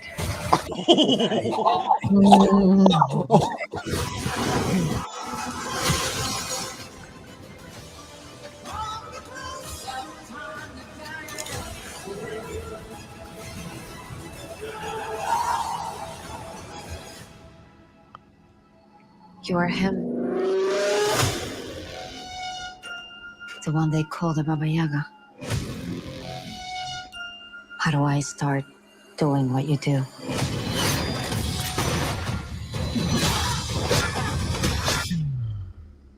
Looks like you already have.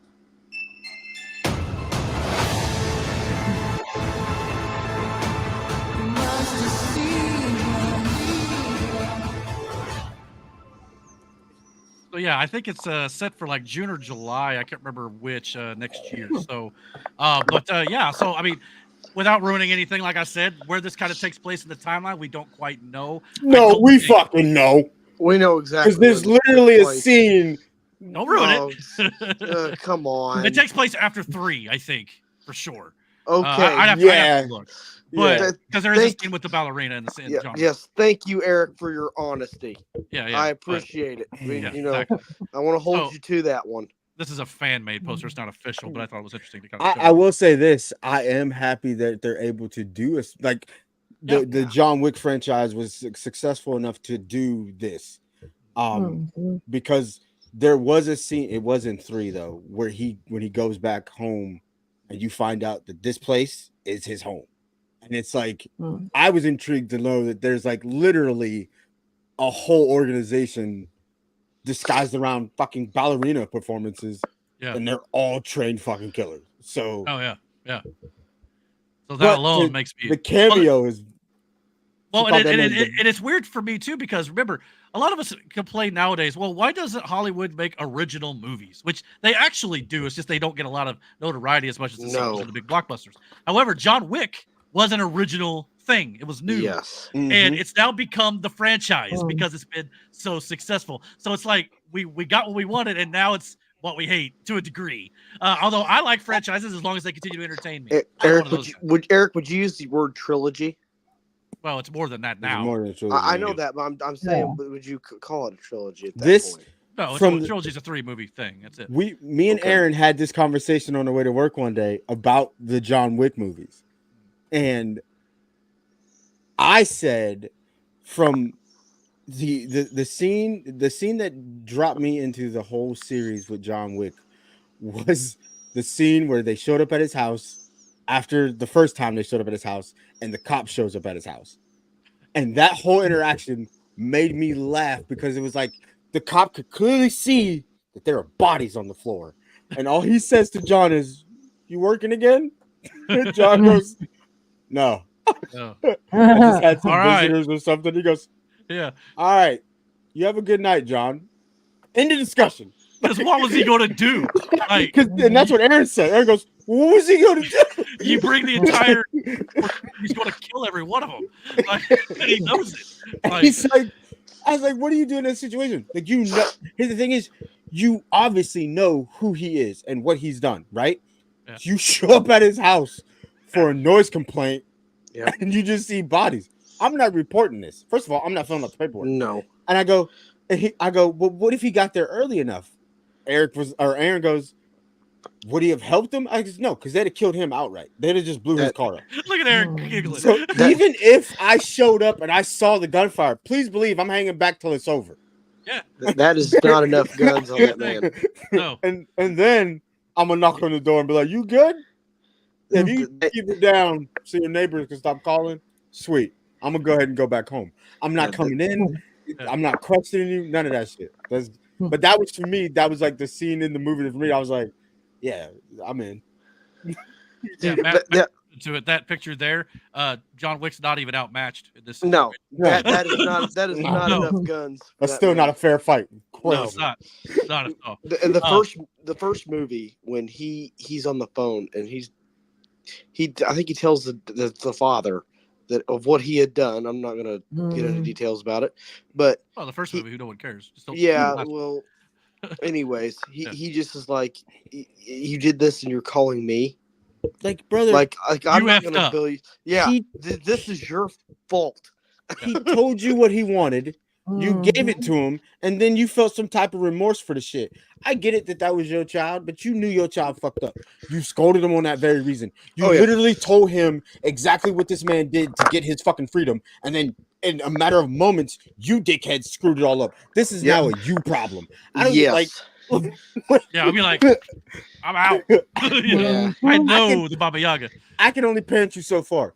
It's not my fault that you decided to wake up the fucking boogeyman. That's a you situation because you know how this is about to end. Yeah. And then And the he did bodies that too. he already piled up just to get to you.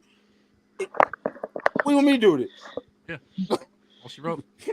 So yeah, I'm looking forward to this. It's also worth noting too, John Wick 5 has also already been confirmed to be coming down the pipe too. So we're going to be getting another one. So again, it's not a trilogy anymore. Man, you better watch 4. Movies. Yeah, 4. Yeah, I guess I better, huh? The only problem with it I is have it's not like watched 3 hours 4. long. It is long. But it is a dope fucking here's the movie. thing. It's long, but it doesn't feel like 3 hours really. I mean, there's so Okay. much great action in it, in my opinion. So, Man. oh, Mike, you got to get on that. I know you got kids, but so did Brandon Miranda stuff. Oh, Michael, you got to see This that. is a great series. It's absolutely great. If you like Keanu Reeves at all, and if you like good Yeah. action movies, not only good action movies, but innovative action. It's a callback to the old action movies. Yeah, You know, and like old Go Van ahead. Damme type stuff. You know what I mean? Yeah. Yeah, definitely. Fucking Gun amazing. Fu, or is that what they call my it? my father loves these movies. Oh yeah, great movie. Like They are rated obsessed with R, them. Yes. so you know, but And they then are. You They are you good. you bring in the whole continental aspect. Man, the movie was good, bro. Yeah, I've Like, heard the Continental series on what was it, Peacock or whatever. I heard it wasn't Peacock, that. I think. I Yeah, heard we it only- wasn't great. But it was only like 3 episodes, like a mini series anyway. It wasn't anything like it really doesn't hurt the franchise or anything. But I need to watch it though. By the way, Man. FYI, that is who I play as in Fortnite. If Don't blame anybody wants to know, And that is just the character that I play as the most. Yeah. Is John Wick. I'm glad that we'll get one more on screen with the receptionist. I can't remember his. Oh fucking yeah, name. the guy from the Continental who did pass away in real life. Yeah, They man. Lance did have- Reddick. Lance Reddick, who Thank also did the voice of Zavala, which is a video game character in Destiny. And the reason why I chose the class that I chose to play in Destiny was because of Zavala and his voice actor. Like, oh man. Well, no, that watching John Wick 4, he's in the beginning of that movie and something happens and it's like, oh man, he just died like the week before the movie came out. Mhm. Really Yeah. hard to watch. But at the same time, it was like, yeah, I'm glad we're getting more character. At least Yeah. he filmed previously before he passed on. So. Yeah, he was a dope character. Especially good actor. in the beginning of John Wick 4. Man, yeah. All right, let's move on. Yeah, let's move on. All right, let's move into the football related segment before we get into the politics. So let's get that going.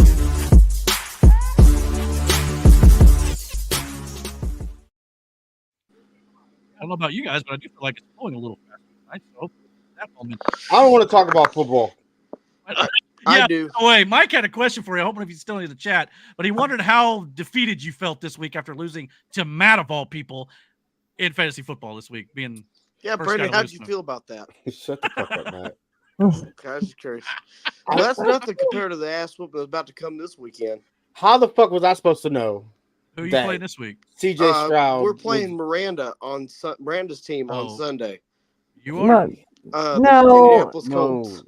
No. Oh no, we'll Miranda's talk about playing that in a minute. somebody else. No, Mike is playing Miranda. I think Oh, like, we're referring Yeah. to fantasy. by the way, Oh. Mike said to wish you luck as he's been doing to everybody this Oh, week. man, in case he I'm wasn't sorry. still here, so I don't know if he's in the chat or not, but I'll wish you luck for him. So I'm sorry, I screwed that he's up. a good sport about it. I'll give him that. He's been really Fucking, the fact that he's 3-0 is crazy. I don't even want to talk about it. Well, Nate's been talking at work, and I don't know if Nate's watching right now or not. I know sometimes he does, but Nate's been talking about how he thinks that in the time off that Mike has had, where he was quote unquote retired from fantasy football, that he maybe actually have been playing elsewhere during those years because he's clearly improved. So That's I mean, wild. we knew it at the draft. Me and Nate were like, "Has he drafted recently? Because that was a good draft." And we're like, and now he's 3-0. We're like, yeah, he's had to been doing some practice somewhere. There might be That's- some insider trading somewhere in there. Some- That's debatable. Hold on. Now, here's the thing. Yeah. I knew this shit was gonna fall on my shoulders to be the one to keep Matt on and the fact that his first win came off of my dude, get the fuck out of here. How was I supposed to know that CJ Stroud was gonna have the game that he fucking had? Oh, I know. That's right, Mike, and don't you forget it. Yeah, you feeling 4 feet tall? Sweet. So I guess he is still to chat. But Oh, yeah, he's there. so yeah. You have no idea how pissed I was. Well, let's get into some of the real games here for sure. We'll talk about some of the face stuff as we go on here too. But week 3 recap. The AFC Offensive Player of the Week was Mike's, of course, quarterback Josh Allen, who had 4 touchdown passes and 263 yards. So he looked great. The AFC Defensive Player of the Week I thought was interesting was an Indianapolis Colt. Jalen Jones had 2 interceptions to help seal that game against the Chicago Bears. So that was nice to see. Eric, did you watch that game? Which one? The Colts, the Bears game. Yeah, I watched that game. Dude, Jones had a great game. Yeah, he had a good game. So I'm glad to see that. Good to see something out of the young corner for sure. The NFC Offensive Player of the Week was Jaden Daniels. Nobody saw that shit coming. I think Nate's been really high on him because he's got him on his I fantasy did. team. But he had kind of a saw coming that out coming. party against the Bengals on Monday Night Football. 3 touchdown passes Boy, here. did he So fucking ever. Who has not had a coming out party against the Bengals this year? well, I mean, Bengals played okay in week 2 against the Chiefs. But They lost to the Patriots. Well, yeah, A couple teams lost to the Patriots, man. Yeah, I think another team did too. I can't remember who it was. Maybe Okay, the we'll Raiders. talk about it later. We'll talk about it later. Later. Well, Mike just put it in the chat, dude. If you got one. What? He says he's got a good Matt insult. I'm like, well, put it in the chat. Well, I want to hear it then. Yeah. Oh, brother.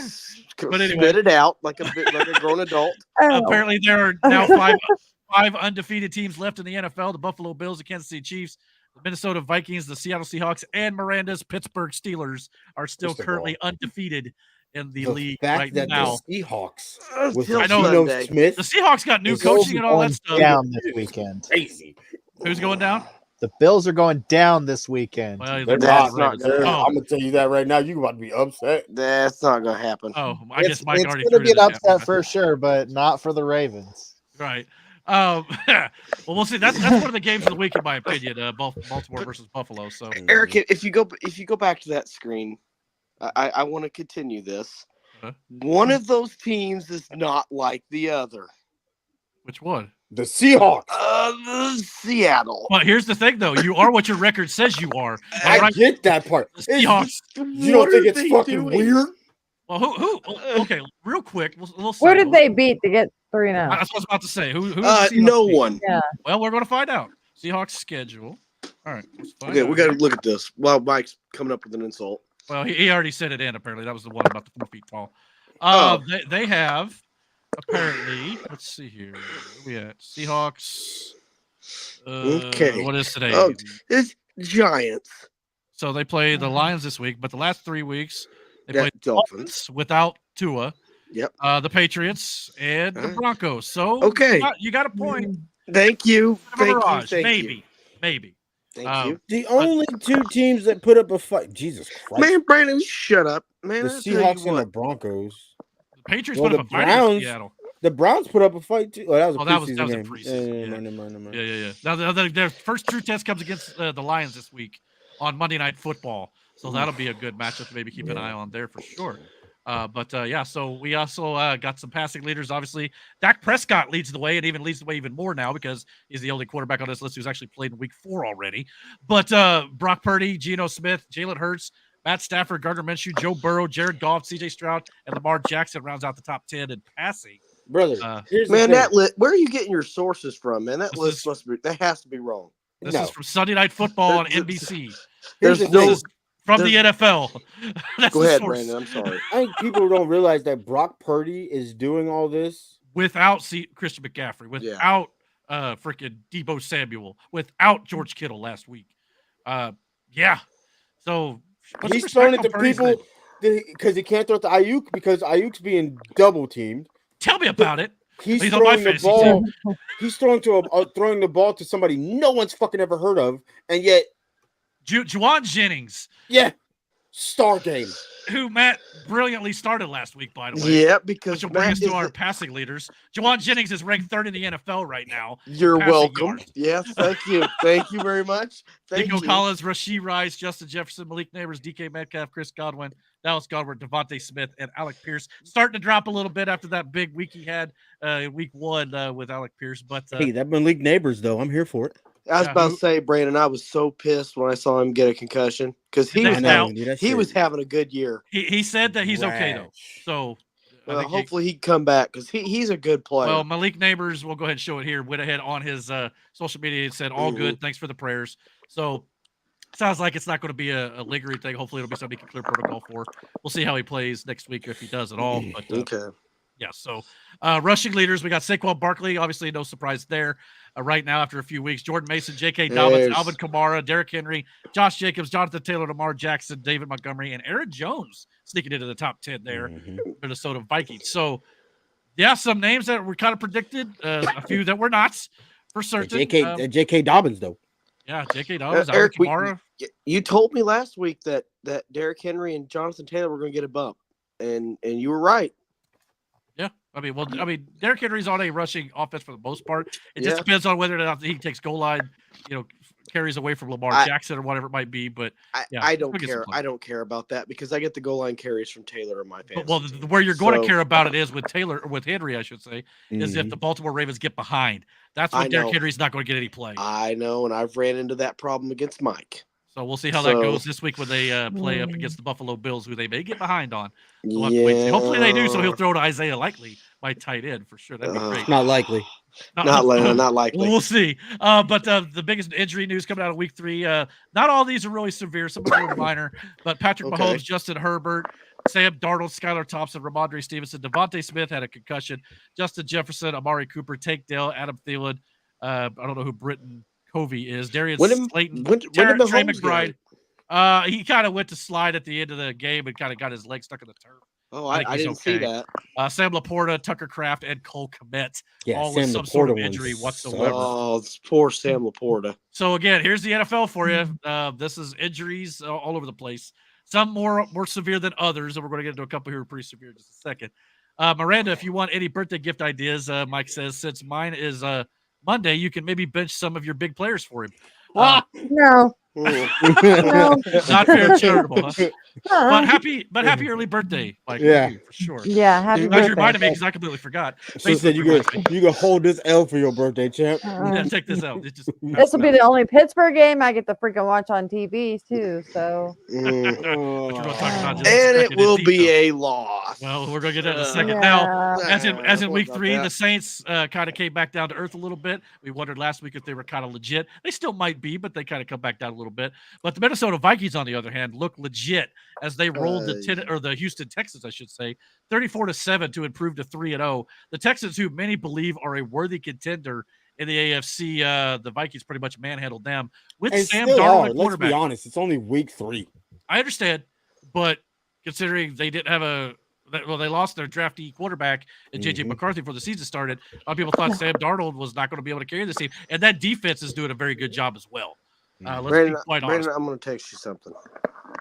Hey, Miranda, that video you sent me, you should send that to Eric so he can show that video before we talk about that game in particular.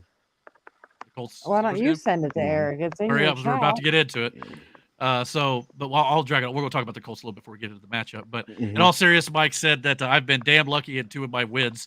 So yeah, I mean, sometimes you get them nail biters, but you know what? An inch or a mile, as Vin Diesel once said, winning's winning. So which wins were that? Which ones you talking about, Mike? Probably the ones that made him 3-0. The one against you. Yeah. The one kind of like that one you beat me on week 1 there, rookie. So, there you go, Eric. I was wondering if he wasn't talking about me because, he crushed my team. Almost 60 points ahead of my team. Yeah. Okay, hold on. Pull this up here. It's going down for real right now, Brandon. Damn. Yeah, for real. Okay. Yeah. So, oh God. Yeah, we're going to get into the. I'm going to hold this till we get to the Pittsburgh defense because I want to talk about that a little bit. Okay. Okay. I think that's going to tie into it from the look. That's wild, though. Have you So- seen that video? Not yet. We're going to in a second. But before we get to the game with the Colts and Steelers, the Colts did get their first win of the season in week 3. My team and Brandon's team more than anybody here on the channel. So now they have improved to 1-2. Wasn't perfect by any stretch, especially from Anthony Richardson. But I did love how he took accountability after the game and vowed to be better. That's all you can really ask of him right now, being only 7 games into his NFL career. And I know a lot of people were saying, well, let's bench Anthony Richardson and put in Joe Flacco. Here's the thing. No. Before we get into that, this is a comparison for the first 7 games of the NFL careers of Peyton Manning and Anthony Richardson. Anthony Richardson has more touchdowns, better on the turnovers, and he has a higher completion percentage than Peyton Manning through his first 7 games. So everybody needs to remember, Peyton Manning, his first year, threw more interceptions than anybody in the league that year. Tom Brady's first year wasn't the best either. Exactly. Eric, he's so young. I understand. That's my point here that I want to get into. I'm agreeing with you. I'm I not. know you are. First of all, I'm not comparing him to Peyton and or Tom Brady, but I'm saying Of course not. We don't know that yet. But their careers didn't start off as hot. We have to get this misconception, especially fans. Yeah. Not every quarterback is going to turn. CJ Stroud is an outlier in this whole situation. And even him took about a half a season to really get his feet under him. It was his first game was atrocious. Yeah. But then something clicked and he got it. And boom. No, it's probably nerves. Could you imagine being out there playing fucking football in front of that many people on national TV every week? Miranda, I don't even and knowing you're going to be judged just like we're judging them right now. Exactly. Ohio State company over here. Hey, I don't even want to hear that, man. He's it is what it is. Okay, man, let's go to IU and play in front of 10 people.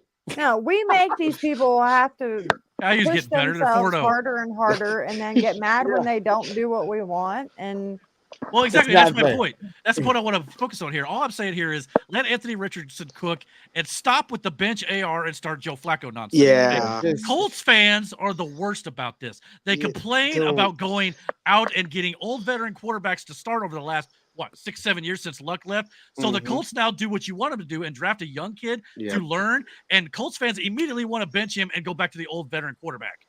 But then you got to work.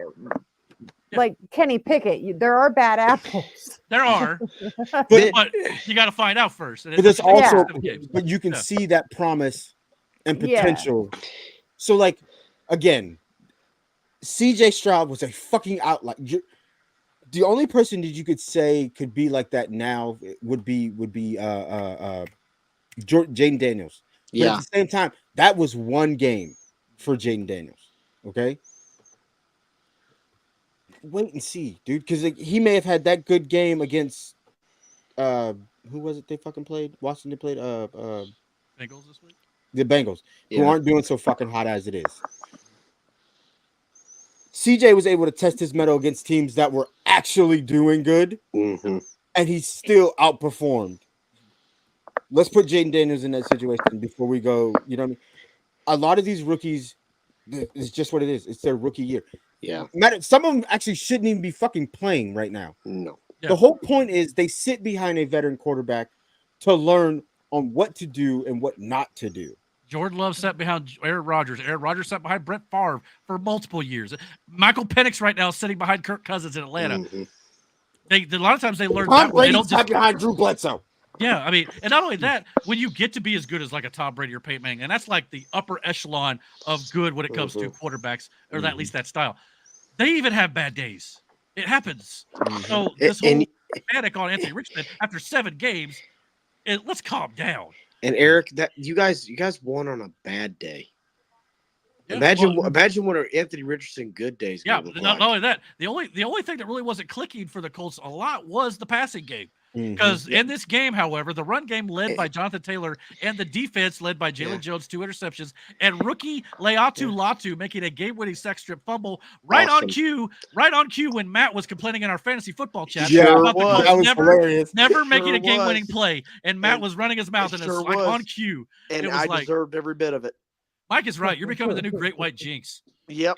He's absolutely right. The Great White Jinx, whatever that is. In this case, it worked for us. So do it again. Did you see what the Colts did with the Leatu Latu thing? Yes. I don't know what. And comparing him to a certain Steelers Edge rusher. TJ Watt. Yes.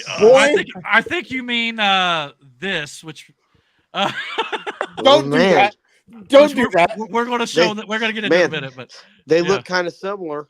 A little bit. You realize you're gonna piss this man off before Sunday?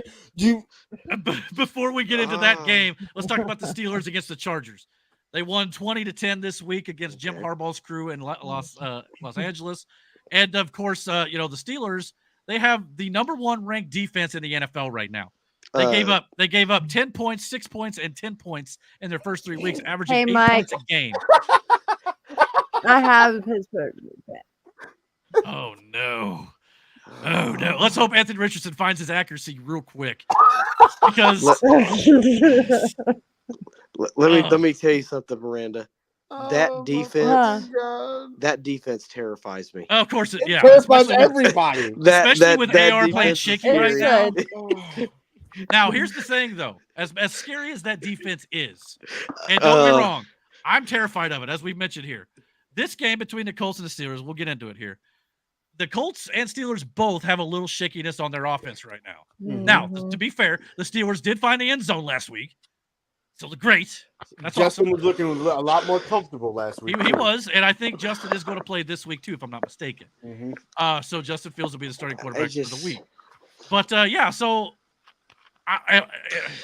it's in Indianapolis, so it's not in Pittsburgh. But we know the Pittsburgh Steelers fans travel like no other team in the NFL. There will be tons of Pittsburgh Steelers. Terrible. We've seen it firsthand. We watched it live. What was it last year, the year before? Yes. 2 years. Yeah, 2 years ago when the Colts They're lost. probably in so this is kind of the Indianapolis rubber now. match technically over the last 3 years between the two teams. Colts won last year. But yeah, so this could go, in my opinion, either way. I think it all depends on if the Colts offense could do anything against that Pittsburgh defense. That's where it's going to come down to, because on offense, I think they're both a little bit of a wash to some respects. The kicking game, Pittsburgh probably has a little bit better of a kicker. But when the shoe meets the steel this Sunday, I think they could very well.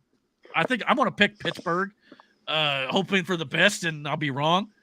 But that defense terrifies me. Boy, you better not pick Miranda's team. You about to jinx the shit out. She gonna blame you like a motherfucker, boy. Eric, Look, I ain't saying shit. We're just gonna see what happens.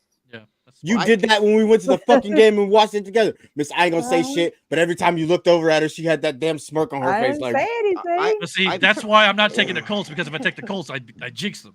But I'm not trying to do the reverse thing either. I legitimately think the Steelers may win this. So I'm trying to not do the jinx thing at all. Now, Matt, you're the great white jinx. You say what you think. I think the Steelers will win by a field goal. They're gonna lose. That's They're fine. not I have gonna Chris lose. Boswell too. They're if not she going to loses- lose. If she They loses will by not field goal, lose. she's gonna be bad as fuck. They will Now, not this, lose. as you mentioned, this comparison between TJ Watt and Latu. Let's calm down. Yeah, they look similar, I guess, but TJ Miranda- Watt's got a career behind him. Latu's Listen. played 3 games. Miranda, what it comes down to is what is the Steelers offense going to do against the Colts defense? Well, and the Colts defense is a question mark. Yeah. With no DeForest Buckner. They look pretty strong yet last week. Run They the looked fucking okay ball. last week. So Najee Harris is gonna have a fucking game. Him and Jalen Warren. Divorced Buckner? now, no, here's the thing, though, Brandon. The DeForest. Colts defense last week Oh. only gave up like 64 yards total in rushing. To who? I know it was DeAndre Swift and Khalil Herbert, and even Caleb Williams. So yeah, but even then, I wouldn't put Najee like up there with like Saquon Barkley or anything either. I'm not saying he's a bad running back, because he's a good running back. But Jalen Warren is a guy who can go through what Yeah, I'd be more worried so about can Jalen. Najee. But so can Najee. Through contact and still get yards. But then again, I Najee know Harris the is the one Steelers that worries also me. upgraded their offensive line a little bit too, so Mhm. they may have improved. I've not been able to sit down and watch them completely on offense yet. So Listen, my first opportunity. my concern is the defense. And I'm being so for real. Like, my concern is the Steelers defense Yeah. against our offensive line. Yeah. Yeah, that's I worry. Well, for this is one of those weeks where as far as I know, the highest paid offensive line of the NFL still needs to show what they're worth. So I worry for Richardson's safety in this game. I'm a little worried about that too. Let's hope he comes out of it healthy. I hope so too. If that's the case, I'll take that as a win. But again, I will too. I'm not saying that either team can't win. It's just that defense is next level right now. Literally, again, I sent you that video. This Oh is yeah, what- let's play that. this is that what we're going up against. Like, look how. All right, just watch. All right. Okay. Oh, let's turn it loud. He says the N word a lot. Nah, hold the fuck up. Look at my face when I thought this nigga, TJ Watt was offside. You telling me this nigga get off was this perfect? Pause Yeah, it look, for 1 look how second. I know. Look how far ahead he is of the rest of the team. He's timing that snap so well. He timed that snap so well. By the time they realized what was going on, it was already too fucking late. Yeah, that's There is a wow. Listen, I get Myles Garrett is how TJ did not win Defensive Player of the Year last year. Blew my fucking mind. Like, he's better than Myles Garrett. It's not even fucking close. No, it's Sacks. really not. I mean, it's close. I don't know if it's no, I mean, Eric. Sacks? It's really not. Pressures. I'd have to look up the stats, but They're they're both great. I'm not going to deny. It's 1A, 1B. I'll give you that. I'll give you that. Garrett had a good year. Watt had a great year. TJ Watt is underrated. I don't see how. Oh, he's rated. Brandon, And we know here's the thing. exactly where he is. The reason why he's Trust me. playing the way he's been playing is because he's pissed off at the NFL right now. Oh yeah, for overlooking him. No, it might be. And That's not going to bode well either. It's fueling the fire. Is there anything And else then- in that clip? Or just And then no, it's just that. And then the Okay. Colts comparing him to Latu. Listen. Yeah, no. Now, I don't know if that was the intent, but it certainly. You don't think that picture is in the fucking defensive room in Pittsburgh? Oh, I'm sure of it. You don't think? Yeah, I mean, Come very on, well dude. could be. Yeah. Wait a minute, the Colts posted this? No, Yes. well, yeah, the Colts Twitter page or X page. Oh, posted this, yes. Eric.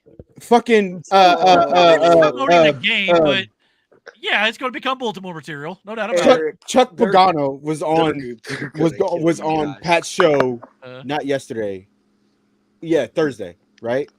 And he says if he was still the coach, he would have told he'd have called and been like, "Take that shit down. You're not about because like we're not doing that." I don't want to piss off an even more motivated. I get it. Can I fucking change? number Can I 9 change? He said their focus should be on what? And most people say the football. He goes, yeah, don't get me wrong, the ball is the program, but you need to have eyes on 90 at all fucking times. Oh yeah, we need to double him as much as you can, no doubt about it. Can I And that change may not my even work. prediction?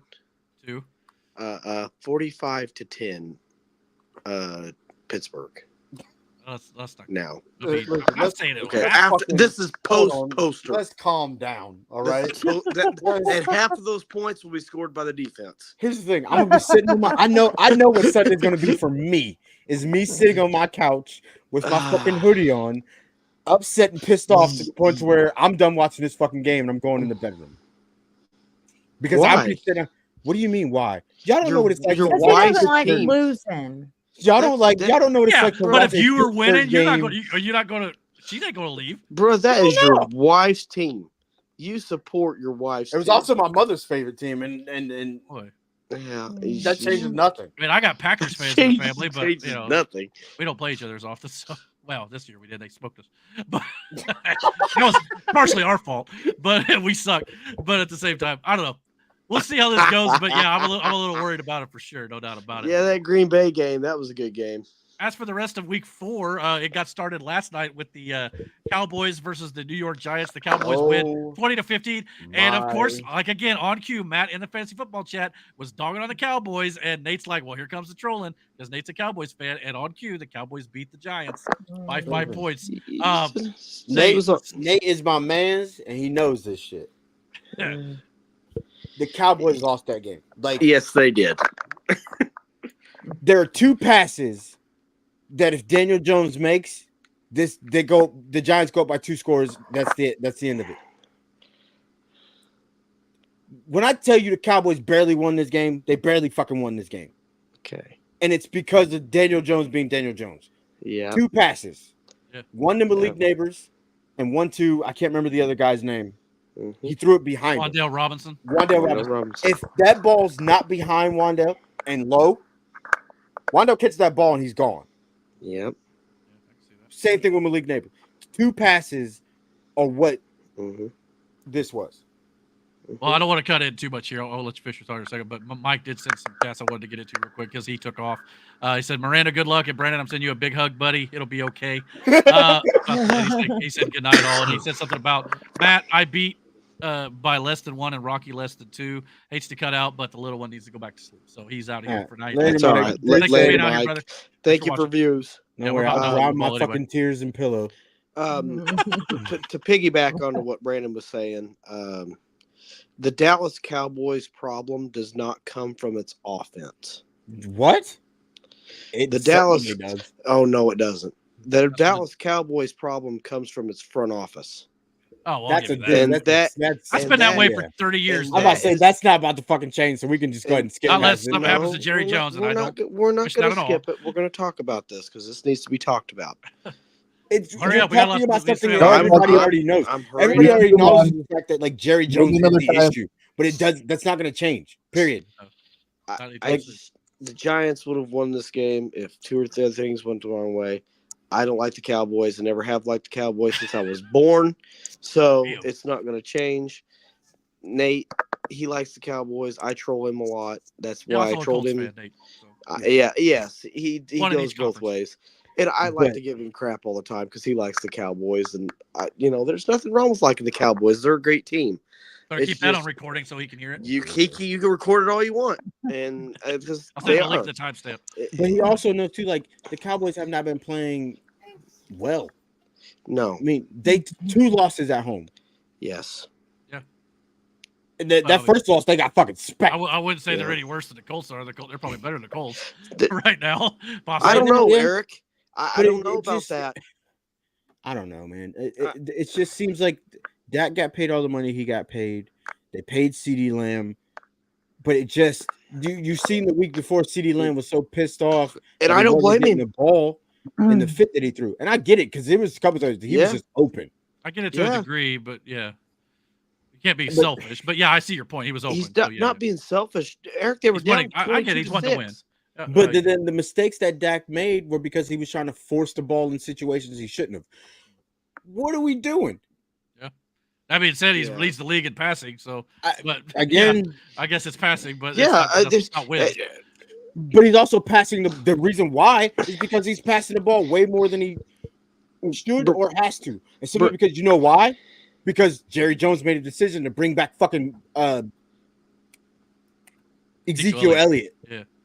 Brandon. I'm sorry, he's not the same fucking person. Which I've noticed they've started to move away from it a little more. I think they were using Rico Dowdle a little more last But time. you need to establish a run game in order to make the pass game work. Brandon and Eric, would you both agree with me on this? Mike or McCarthy is going after this year. He'll be gone after this year, but he was running that team like that is Aaron Rodgers at quarterback. And Dak Prescott is not Aaron Rodgers. I'll have to look for that next time I watch him just to kind of see a little more. I mean, he runs the team like it's Green Bay from 2000. Well, I'm sure it's got similarities for sure. And it's not. It's Dak is not Green Bay from 2007. And like, let's not pretend. There's a lot of infighting going on. You heard? What Michael Parsons said. There's some people. You know what I mean? Like. Well, speaking of Micah Parsons and DeMarcus Lawrence, the win wasn't without its share of injuries to the Dallas Cowboy defense. Micah Parsons left with a high ankle sprain, and it appears to be pretty rough. DeMarcus Lawrence also got a foot injury. Lawrence's injury is considered worse, but both are worse than the Cowboys anticipated. So both these guys, pillars of this defense, could potentially be missing some extended time. And that shit not sucked. good for the Cowboys. So nope. that's only going to make things worse. I hate that for Lawrence because he was a Clemson Tiger, and I always have a soft spot for Clemson I didn't even Tigers. realize he was still a part of the Cowboys team. I didn't either. Yeah, I was like, man, he's been there forever. Can I say something real quick? This is unrelated to either one of these teams. In the first 5 minutes of this game, there were so many fucking flags thrown. Oh, I know. Brother. The officiating. What are we doing? And now, here's the thing. I get if you're trying to set a precedence of like, this is what we're doing this year. We're calling this type of shit, so be on the lookout for it, whatever the case may be. But at one point, there were so many fucking yellow flags on that field for one call. It blew my, and then they got a call wrong. Yeah. They said it was face masking, but on a player that got That face wasn't mask. even. Yeah, that was getting face mask. I was like, what are we doing? Mm-hmm. It's like that should have been the other direction. They didn't fix it whatsoever. They got penalized for something he did not do. They must have thought it was the Kansas City game. Just to let you know, my lights just flickered. If it goes down, continue as best as you Okay. can, and I'll try to come back as soon as possible. Well, let's just keep. We'll wrap Let's- this. let's up. hope- keep let's hope going. that don't happen. Keep going. Let's keep it going. Yeah, if it cuts out, we may have to cut the stream short, everybody, but just to let you know. Week 4, though, we've got some big matchups. Baltimore versus Buffalo on Sunday Night Football. Minnesota Vikings versus the Green Bay Packers. The New Orleans Saints and the Atlanta Falcons versus Kansas City. Well, and of course, Kansas City versus the Los Angeles Chargers. And both of those games, I think, could be sneaky games as well. Mhm, And again, mhm. 2 Monday Night Football games this week. I'm not sure how many weeks in a row they're going to be doing that. But yeah, some decent matchups, I think. We obviously mentioned the Steelers Colts. I think the Bengals Carolina could actually be sneakily terrible, but good. Ooh, Possibly. Jackson's gonna hate that Jacksonville Houston Jacksonville Houston game. game. Yeah. Ugh. New Orleans, or I'm sorry, New England versus the Niners. That could be a bloodbath. Yeah. For the Patriots, possibly. Man, that Cardinals Washington game ain't looking bad either. That could be sneaky. Yeah, very sneaky. Hmm. The Browns and Raiders kind of look like that Bengals Cardinal or Panthers game. But Andy Dalton, Monday night. that's an Andy Dalton revenge game against Cincinnati in Carolina. Andy Dalton's gonna go out and lay an egg. I promise you. Look at that Monday last night week. game. I know, but that's always the thing that happens. A new quarterback gets introduced, the team looks like they're fucking winners, and then the Yeah. next week you're like, oh, okay, I see what this is. Yeah. Which Monday night game you talking about? The Tennessee Titans versus the Dolphins. That's gonna suck because I mean I don't know Yeah. how bad Skylar Thompson's hurt, but if he's out too, they're down to their third string. Well, they got what's his name? They Here we brought go. what's his name in from They did? Tyler Huntley. Oh, okay. Well, Starting to look like okay, the I Jets guess. from last year. That's wild. Once Tua went down, that team's chances and It went our down. friend at work definitely do it. That's why I'm saying. He said, what "I'm saying. so done with them." I said, "Bro, that's crazy." Yeah.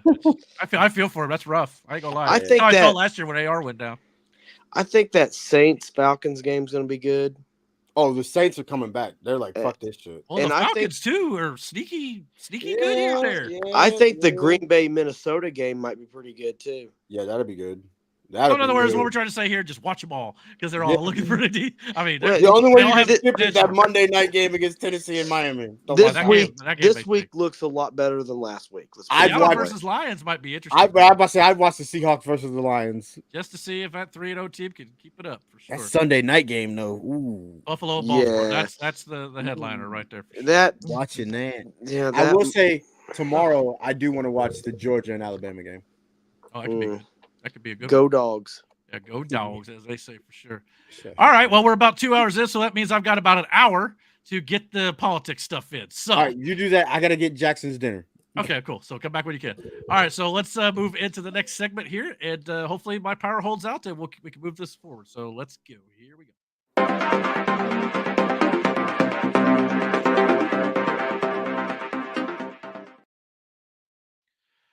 All right. So this week there wasn't as much politics news as normal, but when it comes to what I think is going to be the winner, and we're going to go through the electoral map, kind of giving our predictions by state. So hang in there in just a minute. We'll get into that. But first off, remember how we've been saying we're going to kind of be showing a little bit more some good things that Donald Trump does that sometimes the media don't report. Well, this week he helped a lady in a grocery checkout line who had kids pay down her grocery bill, and he gave her $100 just on the fly. So here you go.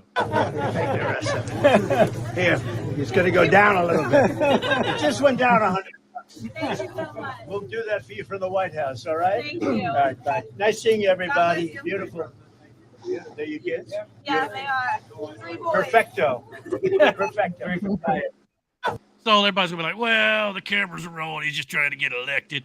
He doesn't have to do that, even if those are roll. Do you see Kamala Harris handing out $100 bills? No, you don't. Yeah, and to Ukraine. Well, yeah, fair. And even I saw some liberals online wanting him to be arrested for this. Can you imagine? I mean, I don't know what. What? What are you going to charge him with? Generosity? Yeah, Me- what did you do wrong? It's paying people to vote for him, is what That's they're what trying they're to saying. say it is. God. That's a They're bunch of- dumb. They got to Jesus. figure out something. Take the hater rate out of your mouth a little bit, and calm down. Like we said before, they wouldn't be saved by a Trump supporter if they were drowned. That's so Yeah. just so dumb. Well, I thought we'd start off with this meme, as it turns out to be 100% true, and thought it'd be a nice place to start. Much like when Trump said they're eating the dogs, they're eating the cats. You know, they turned all the TikToks memes into it. That's being treated as a conspiracy theory now, the eating the dogs thing. We're in the conspiracy theory phase of that story as we speak, which is what happens when Trump says anything about a story that's actually relevant. It's conspiracy theory for a while, and later on it turns out to be true. Well, Trump also said that a lot of illegals coming into the country are criminals, and the left said that was a conspiracy theory too that had no basis in fact. Well, you know what they say, the difference between conspiracy theory and truth is just a matter of time. We just got a breaking news report on Friday afternoon today from the director of ICE that confirms this, and as if we needed any more proof. But here's the report from Fox News discussing the fact that the ICE director is talking about all the convicted criminals that the Biden-Harris administration has officially been confirmed to have let in. Here we go. Yeah, and Sandra, bear with me. We just got these numbers moments ago, but it's a jaw dropper to say the least. So to set the stage here, let me just explain what these numbers mean. ICE has something called a non-detained docket. Essentially what that is it means migrants who were encountered by DHS but are no longer in federal custody. So who's on this non-detained docket? It's illegal immigrants who were caught and released at the border, released with the court date years away. They're in immigration proceedings, combined with illegal immigrants who have already been ordered deported from the country by a judge but are still here roaming the country. So keep that in mind, this non-detained docket. According to a letter that the acting director of ICE just sent to Texas Congressman Tony Gonzalez, on ICE's non-detained docket, they're currently tracking 425,000 non-citizens who have been convicted of a crime. Of that number, over 13,000 non-citizens have convictions for homicide and are on the non-detained docket, meaning they're roaming the country right now. On top of that, there are another 15,811 non-citizens convicted of sexual assault who are roaming the country right now on ICE's non-detained docket. It doesn't stop there. Those are convictions. The ICE director also says there are currently just under 1,900 non-citizens on the non-detained docket who have pending homicide charges who are roaming the country, and another 4,250 non-citizens who have pending sexual assault charges who are roaming the country on the non-detained docket. So people's eyes might be glazing over right now with all the numbers we just threw at you. Just to put it in a nutshell right here, what we've learned from the acting ICE director via this letter to Congressman Tony Gonzalez is right now there are over 13,000 illegal aliens convicted of homicide who are roaming the United States right now. There are another 15,811 illegal aliens roaming the country right now who have been convicted of sexual assault. And there are even more who are facing charges for homicide and charges for sexual assault. So in total, 647,000 plus criminals convicted or pending conviction are now currently roaming the United States as we speak. Who got in, and no one knows where they are. That's the whole point of this. I mean, this number is not including the 2 million illegals who were unaccounted for at the border too. So there's potential for 2 million more that we didn't catch at the border and then release into the country. They just got in. No one knew who they were. They just got across. So I imagine the real number is easily over 1 million people plus in the country right now who are criminals. Likely far more. That's a lowball estimate. So ironically, this information came out a day after, or when Kamala Harris was. Let me start over. Ironically, this information came out on a day today, on Friday, when Kamala Harris was scheduled to hold a news conference at the southern border. And Trump obviously stated that she should immediately cancel her news conference because it was just revealed all these numbers, and basically it would make her look like a joke because her administration and Biden's were the ones responsible for all these people coming into the country. Trump called for her to cancel it. But even though she probably should have, she did not. She went ahead down to the southern border, mostly for a photo op. Stay off the concrete. This is her at the southern border talking to Border Patrol agents. So she finally made the trip, at least after 3 years. I know she kind of made a trip there before, but wasn't in a area that was actually a place of concern. This looks to appear to be a little bit more of a place of concern, so I'll give her credit for actually going, finally, 3.5 years in. But yeah, she probably shouldn't have done this though, because as we said, it just kind of makes her look like, well, you're the ones who let all these people in. And of course, here she is, trying to talk to some border agents and barely answering any questions from the press. Stop talking about. They've got a tough job, and they need rightly support to do their job. And they work long hours. They're very dedicated, and so I'm here to talk with them about what we can continue to do to support them, and to also thank them for the hard work they do. So, Man, Kamala she Harris. doesn't- What's that? She don't ever like to ask questions when she looks bad, does she? Well, she kind of has resting bitch face. I'm not gonna lie to you. That was aggressive. Man, that was Anyway, aggressive. Kamala Harris, who has spread lies that Border Patrol whipped migrants, demonized their every move, said she wants to abolish ICE, and has never met the CBP chief, is now attempting to kiss their asses 40 days before the election. That is what this is in a nutshell here. I'll be honest. In that video, she kind of looked a bit upset. Not like at them, but maybe upset at herself. You kind of Either that or see she's that in just her mad. eyes a little bit. I Maybe don't know. she was Maybe just a little mad she was in the desert air. I don't know. I don't. Maybe I'm reading into it, but maybe I don't know. Well, she should be mad at herself. I but- kind of sensed a little bit of remorse from her look. But just if like- there is, it's probably mostly It's not remorse. If it's anything, it's she's mad that she's there. or at that she all. screwed up, she didn't fix this problem, and now it's going to bite her in the ass come November. Yeah, she I mean, that can't could be part hide of it anymore. She can't Can't run away from it. The whole spiel. Mhm. She did hold her press conference though. This is the only clip I'm going to play from it, because there's more clips of this news conference out there if you want to sit through more gaslighting and her saying what she will do, but then of course she didn't do any of the things in the last 3.5 years. But she's lying straight to your face. But here's her with one remark. There are consequential issues at stake in this election, and one is the security of our border. The United States is a sovereign nation, and I believe we have a duty to set rules at our border and to enforce them. And I take that responsibility very seriously. But she's gone on for like the last few years talking about how, everything that she's not saying now. Everything she's saying now, it's like we got to secure the border, but she's not done anything to actually do so. So this is 3 years too late, in my opinion, Miss Borders are.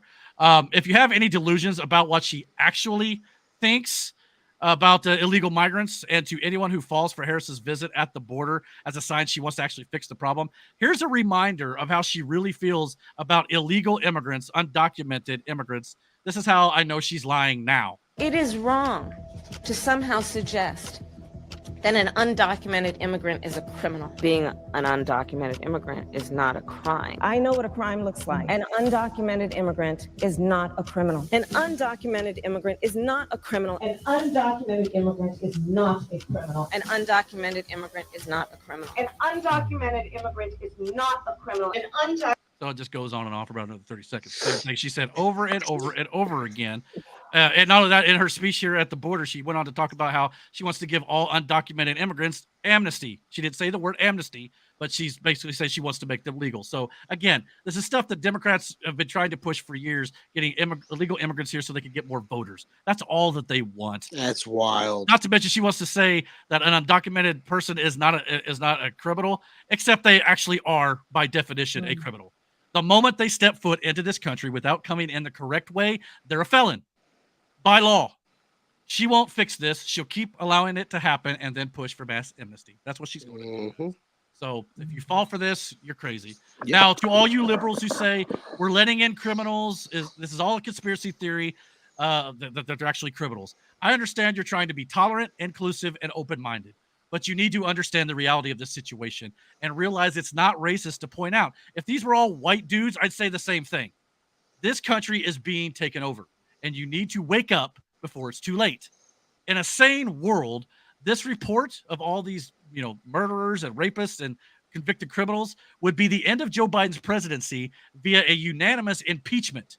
And it would most certainly be the end of Kamala Harris's campaign. It's disqualifying. Your oath of office requires you to protect this country, and Biden and Harris have failed on a gigantic level. So, yeah, I mean, that's all there is to say about that. As was Forrest Gump used to say that? That's all I got to say about that. Anyway.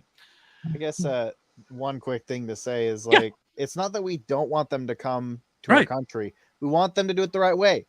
And I think every time we touch on the subject, I say that, but I feel like it's important to say that Yeah. because some people don't realize that that's what we've been saying this whole time. They Trump can come too. in, just do it the right way.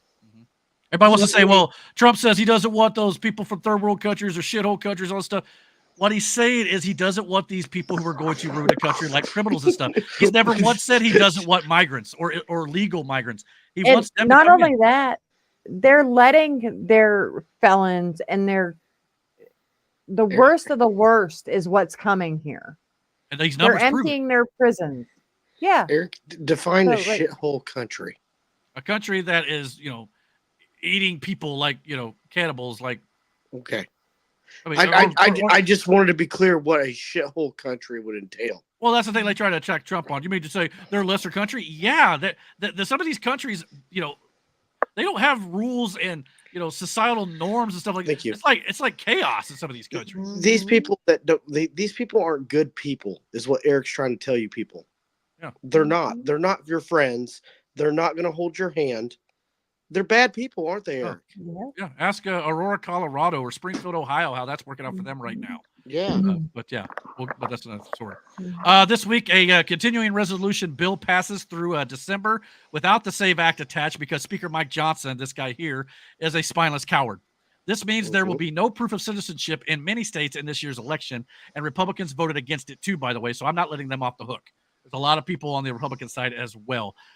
This CR bill also sent another $8 billion to Ukraine. Our Congress would rather send taxpayer money to foreign countries and refuse to stand up for election integrity when we have things like this next story going on here. Bear in mind, Democrats are fighting against this in some states, but voter rolls have been purged in multiple states. This one in particular in North Carolina this week, purging 747,000 voters from the voter registration rolls. 290,000 were duplicates, and 139,000 were dead people who were still on the registration rolls in North Carolina.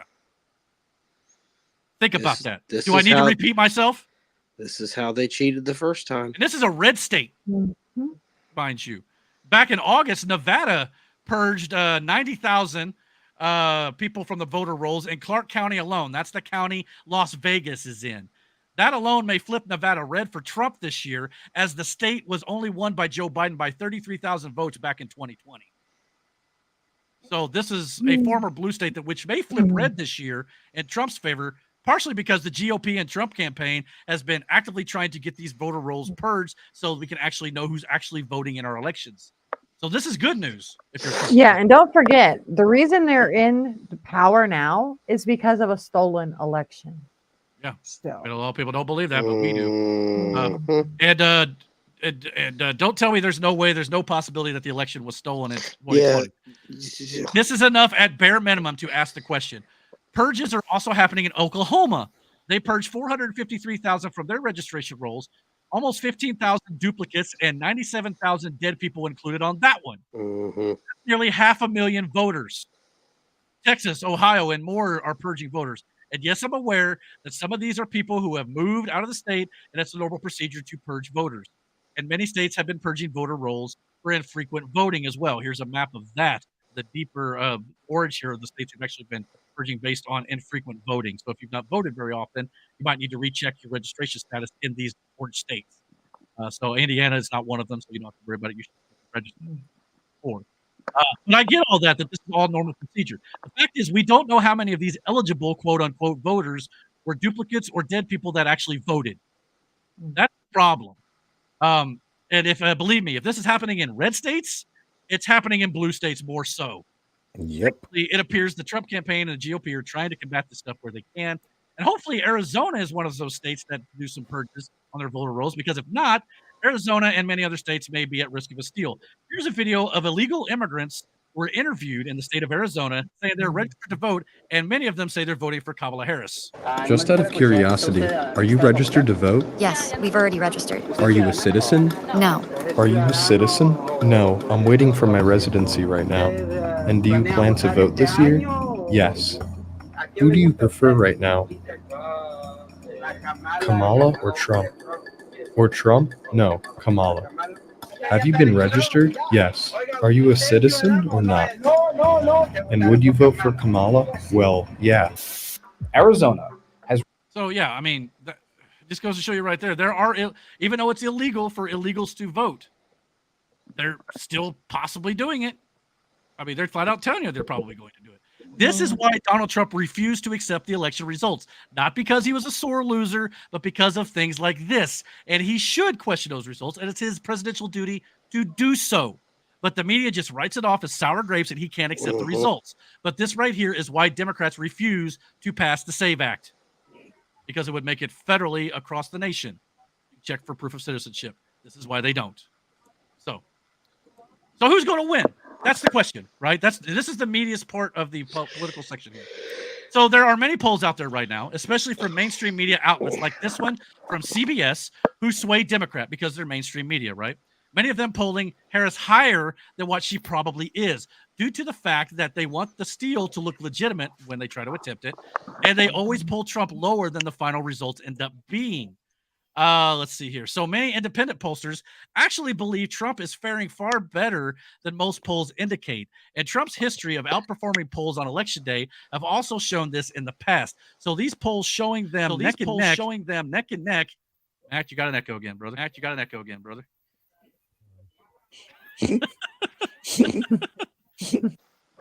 You're breaking my vibe, Sorry. bro. Okay, you're cool. Sorry. Did you ever say that once? You say it twice. I heard an echo. I only said it once. Okay, you're good. All right. Cool. So anyway, so these polls showing that that Harris and Kamala. Matt, you got me all flustered. All right. So these polls here showing that Trump and Harris are neck and neck is actually a bad thing for Kamala Harris. But time will tell with some of these. But again, they always try to over poll Democrats to make the Democrat look better, and they under poll Republicans in these mainstream media polls like CBS, MSNBC, all this sort of stuff. So, Miranda, will you accept that result of what Eric is showing you? What it's not this close, or I don't accept that result. Well, no, because these are polls. I don't pay attention to the polls at all. Neither do I. Yeah. Now we're going to get into. I haven't looked at them once. Now we're going to fill out, like I said here, we're going to fill out this election map to kind of give you my predictions at least, and we'll see if you guys agree.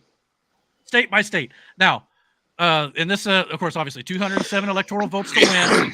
There's 7 major battleground states with a few states worth mentioning: Nevada, Virginia, North Carolina, Georgia, Arizona, Minnesota, Wisconsin, Michigan, and Pennsylvania.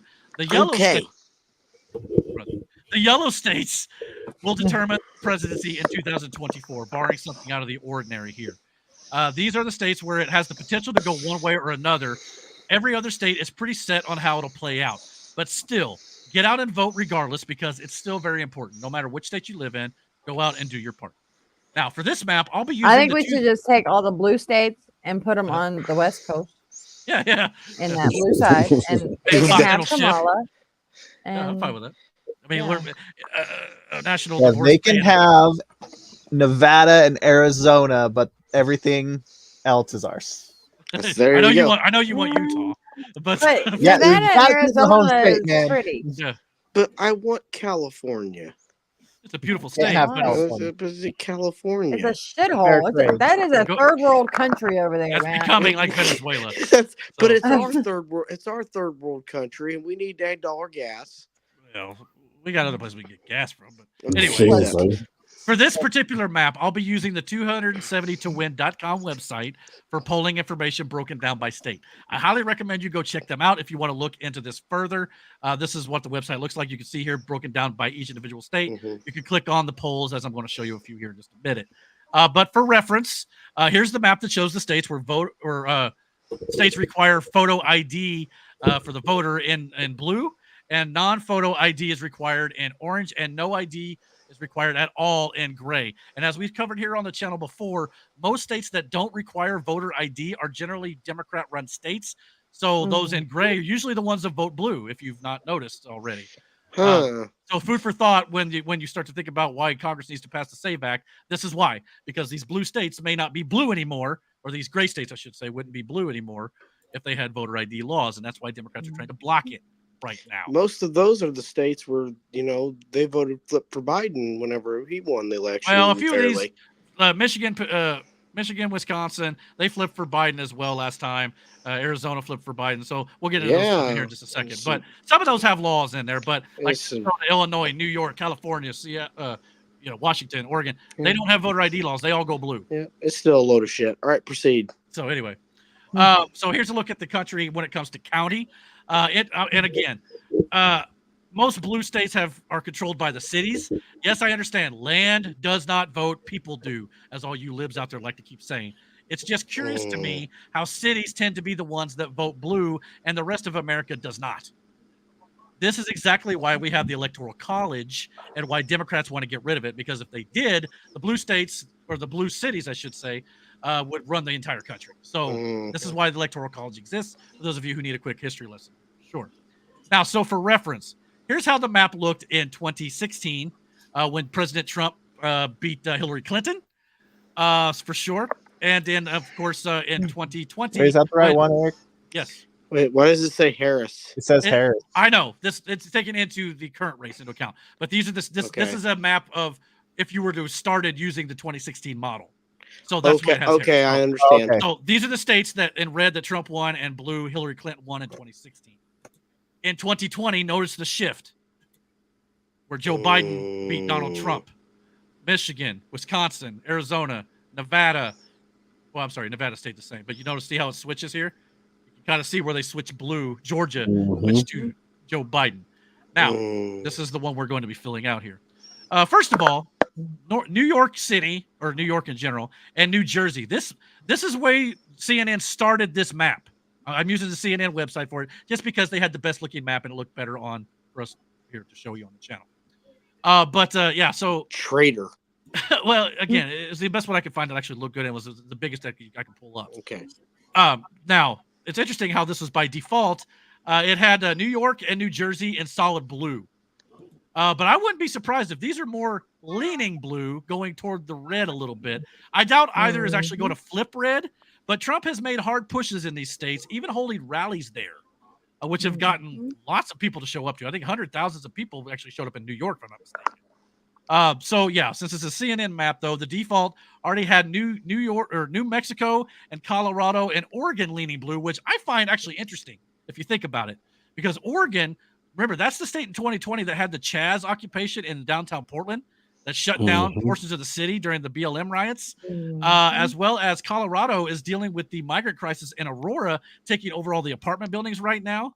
And of course, New Mexico is, of course, a border state. So they're dealing with the migrant crisis all the time. So the fact that those are kind of going from deep blue a little bit closer to the red is interesting to me, at least. And that's CNN's website who had that by default. That was not me. And New Hampshire is another one, which Vermont is one of the deepest blue states in the nation, being right there next to New Hampshire, and Maine kind of has a little bit of red tendencies as well. So, yeah, it's kind of just interesting the way some of those are lighter blue than dark. Is something I want to throw out there. But let's see here. The light blue means Democrats will. Yeah, the light blue means Democrats will likely win those states, but they're starting to show signs of swinging the opposite towards the red and Republican. Democrats aren't winning as much as they once were in those states. Same could be said about Florida. But with Florida, it's reversed. It just means Republicans are likely to win, but Florida used to be a blue state a few cycles ago, and has been gradually becoming more and more red over the last few election cycles because of Ron DeSantis' leadership as governor down there. But there's not enough blue support to flip the state back to blue this year. It's probably going to get deeper red even this year during the election with Donald Trump. He may win that state by even more this year than he did last time. So, but right now it's in the light red category. Now, let me start off by mentioning a couple of states, too, not likely to play a huge role, but have interesting situations, and that's Maine and Nebraska. Fun fact, for whatever reason, these two states, they split the Electoral College votes up by district. So for the purpose of this map, we'll just play it conservatively and split the district vote with Kamala Harris's favor in Maine, whose state on a whole normally goes blue. So we'll give Trump one district there, which is where it's predicted to go anyway. And in Nebraska, on the whole, the state normally goes red, but there's usually one district or so that goes blue. So we're going to put it that way for now, just to kind of split the difference and play it safe. Okay. Yes, they like to drag things out. Well, yeah, there's part of that too. Why these states do that? There's a whole reason listed on the website for you to look up, but it's a whole nother podcast. So that's a whole thing. This is why it was so much simpler when there was only 13 colonies. Fair enough. That's But wild. where I really want to focus on is the yellow states, okay? Because the yellow states are going to be the one that dictate who wins the election. Nevada and Virginia. Let's start there. Both states have not gone red in the last 2 election cycles. So again, let's put them in the leaning blue category for now. Okay. So we'll do that. Now watch. We're going to keep a track here. Again, you need 270 to win over here on the right. However, I will say this though: Virginia Governor Glenn Youngkin recently passed a bill, or a law, I should say, to use paper ballots only in the state during the election. So Virginia very well could flip red here. So that's now it's not likely to happen at this point. It's not gone red since 2004, 20 years. So I think Nevada has a better chance of going red than Virginia personally. Some polls suggest that Donald Trump could easily flip Nevada in 2024, where the no tax on tips idea originated. Because remember, all the casino workers and things like that who work over there in that state. But the majority of polls have both states going to Kamala Harris right now, leaning in that direction. So we'll err on the side of caution and give Nevada to Kamala Harris for now. Now let's move on. And in case you want to see all the states, like I said, broken down, you can look at the polls and aggregates and averages on the 270 to win website. You can definitely go find all that for both. And both of them have right now Harris winning both state in a lean margin. So going back to the actual map here. North Carolina is the next state I want to talk about here. According to a New York Times Siena poll. Now, the New York Times Siena poll is a left-leaning pollster, mind you, but who was proven very accurate in 2020 in regards to Georgia specifically, which was the closest state in the election last time out. But the New York Times Siena poll usually swings in Democrats' favor. So bear that in mind as we use that moving forward here, which is why I'm using them for most of this map as well. According to the New York Times Siena poll, they have Trump currently up 2% in Georgia, but within the margin of error. But much like the states mentioned before, North Carolina has not gone blue in the last 2 elections. And in fact, has only gone blue once since 1976, when Barack Obama won by just 1/3 of a percentage point in 2008. North Carolina state is very close, though. But let's put it in Trump's column for now, based on recent polling, leaning red. And if you want to see the polling for North Carolina here, obviously the New York Times Siena poll has him up by 2 right here. And overall, it's got him up a little less than 1 percentage point. So as of right now, we're going to lean that to Donald Trump's favor. North Carolina is very important. Well, it can be. It's one of the swing states for sure. All these remaining states we're going to talk about are very important. Right. But he's favored to win there. So we'll see what happens. And again, New York Times Siena poll usually favors Democrats. So if they're even predicting Donald Trump to win, his chances have actually gone up a bit here. Now, Georgia is the next state I want to focus on. Trump won the state in 2016 versus Hillary Clinton. Now, Biden flipped it in 2020. Remember, it was a very close election in that state. This is the state where Stacey Abrams claims she won the gubernatorial race and didn't. Georgia was also the closest state in the 2020 election. Harris is polling worse than Joe Biden right now than he did in Georgia in 2020. So according to the New York Times Siena poll, who, like I mentioned, is very left-leaning, was the closest on the polling in 2020 and had Biden predicted to win by 0.3%. Right now, that same poll, who had Biden barely winning, has Trump up by 4 points. Yep. So this state looks to flip back to Trump pretty handily this time around. Here Okay. it is, by 4 points. The New York Times Siena poll, 49 to 45, and Trump averaging above 1% here over Kamala Harris. So we'll put that in Trump's favor. So right now, I want everybody to stop and look at this map right now. If all this sways the way we think it is right now, with 5 states remaining, all Donald Trump needs is Pennsylvania, and he's president. He's down by 19 votes. If he wins Pennsylvania, that's wrap. That's game over. So just keep that in mind. Now, Arizona, the next state on the list here. A potential pivotal state for Donald Trump. This could actually be the state that decides the election, and I'll explain why in a bit. The state we just played the video of all the legals being registered to vote in, the video we just saw them going door to door, is Arizona. Trump won the state in 2016 against Hillary Clinton, but Biden won it in 2020. This is the same state in which Maricopa County shut down voting for a period of time twice, once in 2020 and in 2022 during the midterms. Much like Georgia, Harris is already polling worse than Joe Biden in Arizona when he ran in 2020.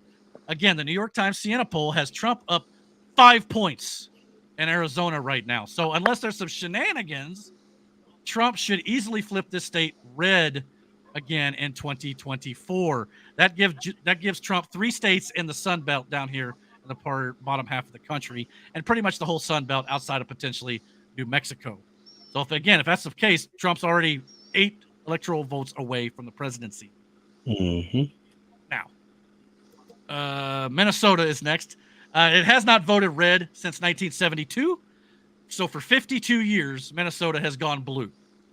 Outside of Washington, D.C., it's the longest Democratic streak in the country. Even in 1984, when 49 states voted for Ronald Reagan in that massive landslide, Minnesota was the one state that voted for Walter Mondale. So to think that Minnesota is going to go red would be a fool's errand. Kamala Harris also picked Governor Tim Walz as her running mate for Minnesota. So Minnesota should definitely go blue here. But, I mean, there are some red-leaning people who very well may try to make the state go a little bit more red. So we're going to put it, let's make it solid blue just to be safe. It'll probably be Kamala Harris. So the next 3 scenarios here. So there's 3 states left. The vital Rust Belt states of Wisconsin, Michigan, and Pennsylvania. So now of the 3 states remaining, these states will likely take days to count their votes, which like they did last time, which is absolutely ridiculous. But by winning Arizona, this puts Trump one of the key battleground states left, and he wins. So if he wins Wisconsin, he has the presidency at 272. If he wins Minnesota, or I'm sorry, Wisconsin, Michigan. If he wins Michigan, he is at 277, and he'll win the presidency. And we already mentioned if he wins Pennsylvania, he wins the presidency. So if he wins Arizona and everything else goes the way we think it will, he only needs one of those 3 states. Now, if he does not get Arizona due to some shenanigans, cheating, or whatever it might be, right? He'd only need Pennsylvania still to win the presidency. But that means that Kamala Harris still needs, let's see, okay. Yeah, so he still needs to win one. So if he gets the red Arizona, like I said, Kamala Harris needs all 3. I have to stress this. Needs all 3 of the states here in the Rust Belt to win the presidency. Yeah, that's hard to do. What about New York? There's been a lot of chirping about New York. I think at best it may lean blue. I don't think there's enough support. Okay. Now, maybe I'm wrong, and maybe New York and New Jersey goes there. What if they flip red? I mean, just go through that. If they flip red, Trump doesn't have to do anything else. There you go. Yeah. If it flips red, New York, Trump's won the presidency before freaking 9 o'clock. And let me tell you something, Miranda. Probably gonna happen. What state did Trump spend most of his time in this year? He did. Campaigning. No. Lately, he's been in New York. He's been in New York. Yeah. So I mean, there's a world where New York is a red state in 2024. Well, you got to understand though. You know what? New York City loves Trump. They do. They love him. They at least used to, and yeah, he there's a world where that happens. Maybe, but here's the thing: you got to understand the lead the Democrats have in California and New York. It's even if they gain shot. ground, it's a long shot. It's a long shot, but I'm saying. I'm playing it on the side of in caution a here. free and fair election. I bet Trump could win every state. Yeah, I mean, it could be 49 states in a free and fair election. Yeah, and maybe it could be a Minnesota big be one. the stupid one again. So let's see here. Of the three states left, though. Yeah. Let's start with Wisconsin and Michigan. Here's the latest New York Siena poll, New York Times Siena poll for the Midwest states. That includes Wisconsin and Michigan in particular. Trump led this poll by almost 5 points in 2016, as illustrated here, when he won both states. In 2020, his lead was cut to less than 2%, and Trump lost those states to Joe Biden. Now in 2024, as of this week, New York Times Siena poll had Trump winning by 9 points in the region. So even if they are overestimating their belief that Trump is ahead in Michigan and Wisconsin, I'm going to put Wisconsin and Michigan to Trump barely by a couple points in each state. And that's a New York source. Am I correct? This is a New York Times Siena poll. Again, leans left. I know. So again, based on that alone, Trump's already the winner. And at that point, you know, Pennsylvania, it's just gravy at this point. Yep. I mean, so now let's see here. Where was I at here?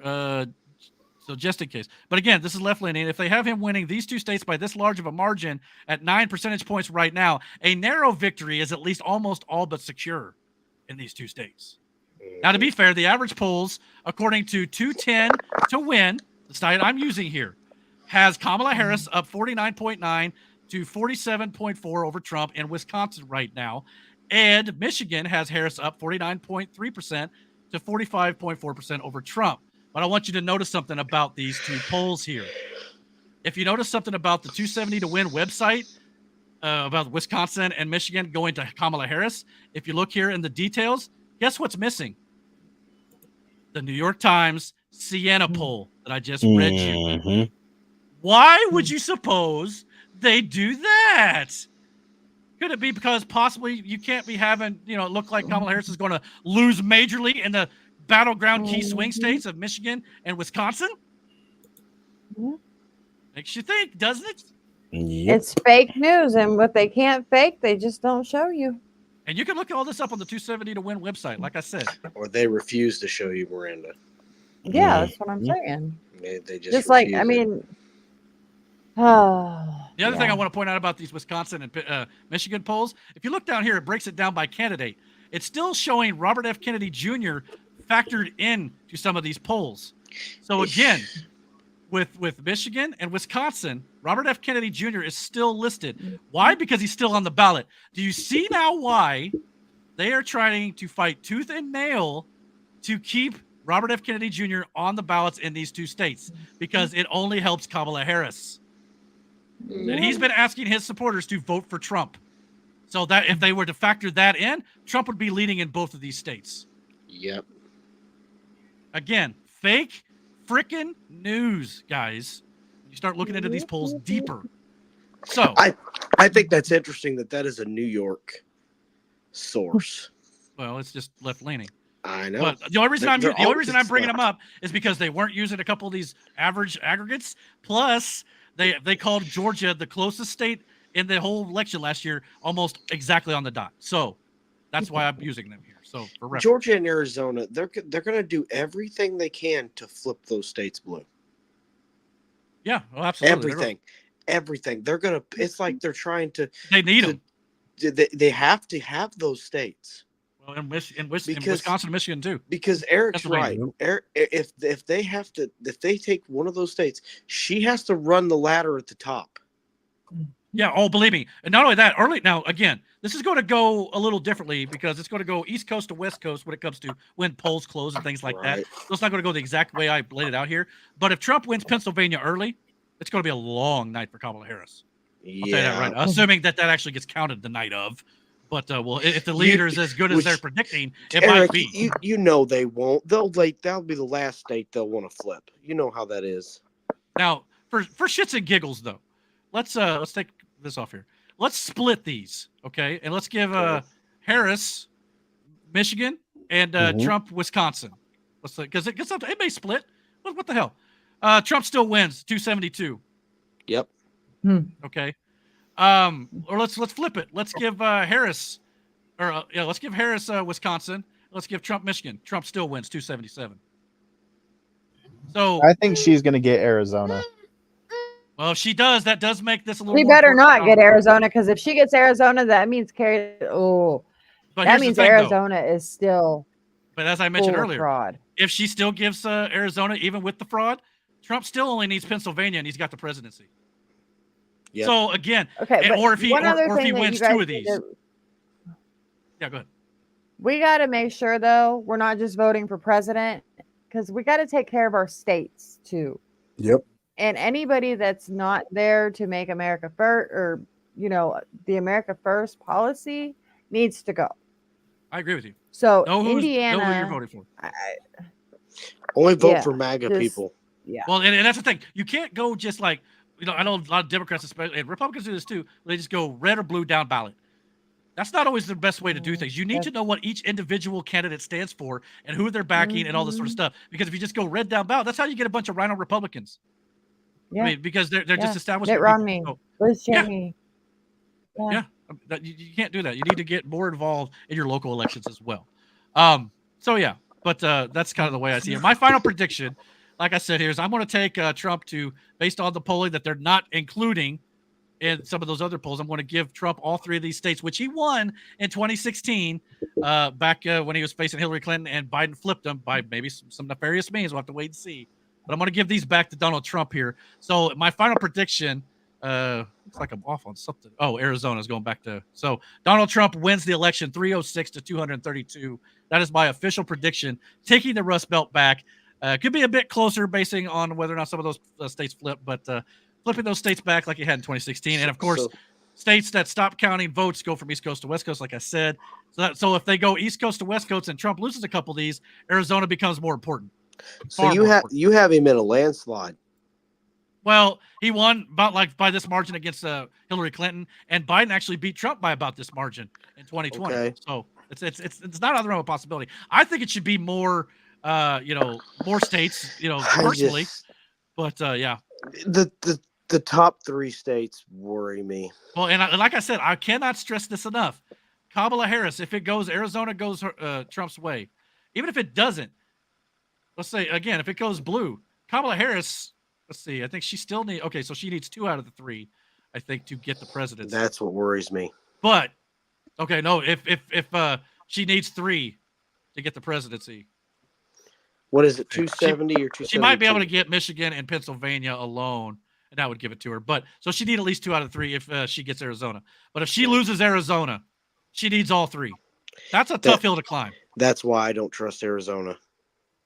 Well, I mean, that is something. I luckily, just don't.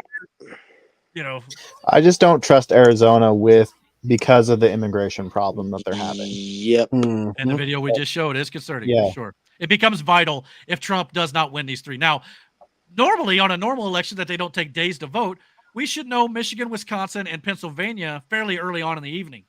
And Arizona would be like a 1 a.m. type thing or 11 o'clock. So it's going to be later based on the West Coast time.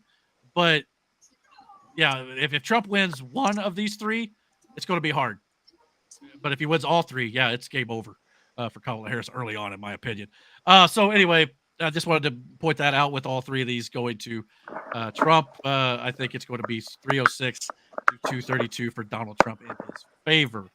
But yeah, we'll go ahead. And so I took a picture of this, and I want to see how close I end up being once the election happens. Just for my own, fun and games, for sure. But again, let me make it clear. About a month out, this is based on current polling. So this is all subject to change, obviously. We'll see how close we are in about a month. But Nevada and Virginia could flip to Trump's favor. Arizona, North Carolina, and maybe even Georgia could go in Kamala's favor, even though it's looking unlikely. But if Trump takes Nevada and Virginia as well, on top of Arizona, you talk a landslide, it's going to be even worse. It's going to be like 330 something to 209. Yeah. It's going to be a lot higher. So, and there's a world where that happens. There is a world where that happens. So again, I was being conservative in favor of Kamala Harris here. Yeah. So again, I'm not trying to tell Trump supporters you ain't got nothing to worry about. Still go out and vote like we're 10 points behind in every single state. Yeah. But you should at least be encouraged. Every single vote matters. Yeah. So, because unfortunately, we do live in a country with a lot of idiots. But I think personally, this map should be more like 400 to 100 something personally. But that's in a fair country, I think. I'm hoping after the food gets unpoisoned, the idiots will start to wake up too. Yeah, I mean that's something where I hope a lot of right people now. vote for. Yeah, right now they don't stand a chance. So yeah, let me see here. If Trump would, okay. Okay. Oh yeah. I also want to reemphasize this. I did not pull up a graphic for it, but that's fine. The one who must certify this election, we need to remember, is Kamala Harris. Even if Trump wins, as we're predicting right now, I'm not going to be shocked if there's some sort of shenanigans where Democrats try to do something to say he's disqualified from taking power. Remember, Democrat Jamie Raskin has already alluded to this. We played it on the show a few weeks back, and I can pull it up for you again at some point. But Jamie Raskin literally said we have to be the one who wants to disqualify Donald Trump if he wins. If and when Trump wins, if Democrats do that and try to stop the peaceful transition of power after ranting and raving about January 6th and not accepting the election results in 2020, I'm going to blow a gasket here on this channel talking about the blatant hypocrisy that we already know Democrats have in abundance. And make no mistake about it, Democrats will assuredly claim election interference and dispute the electors, as they've done many times in the past few decades. But we're not allowed to talk about that because Orange Man bad. So that's how I see it going. What are your guys' thoughts on that prediction? They don't want to know what I want to say. Yeah, like they don't want to know where I'm going to go with that. So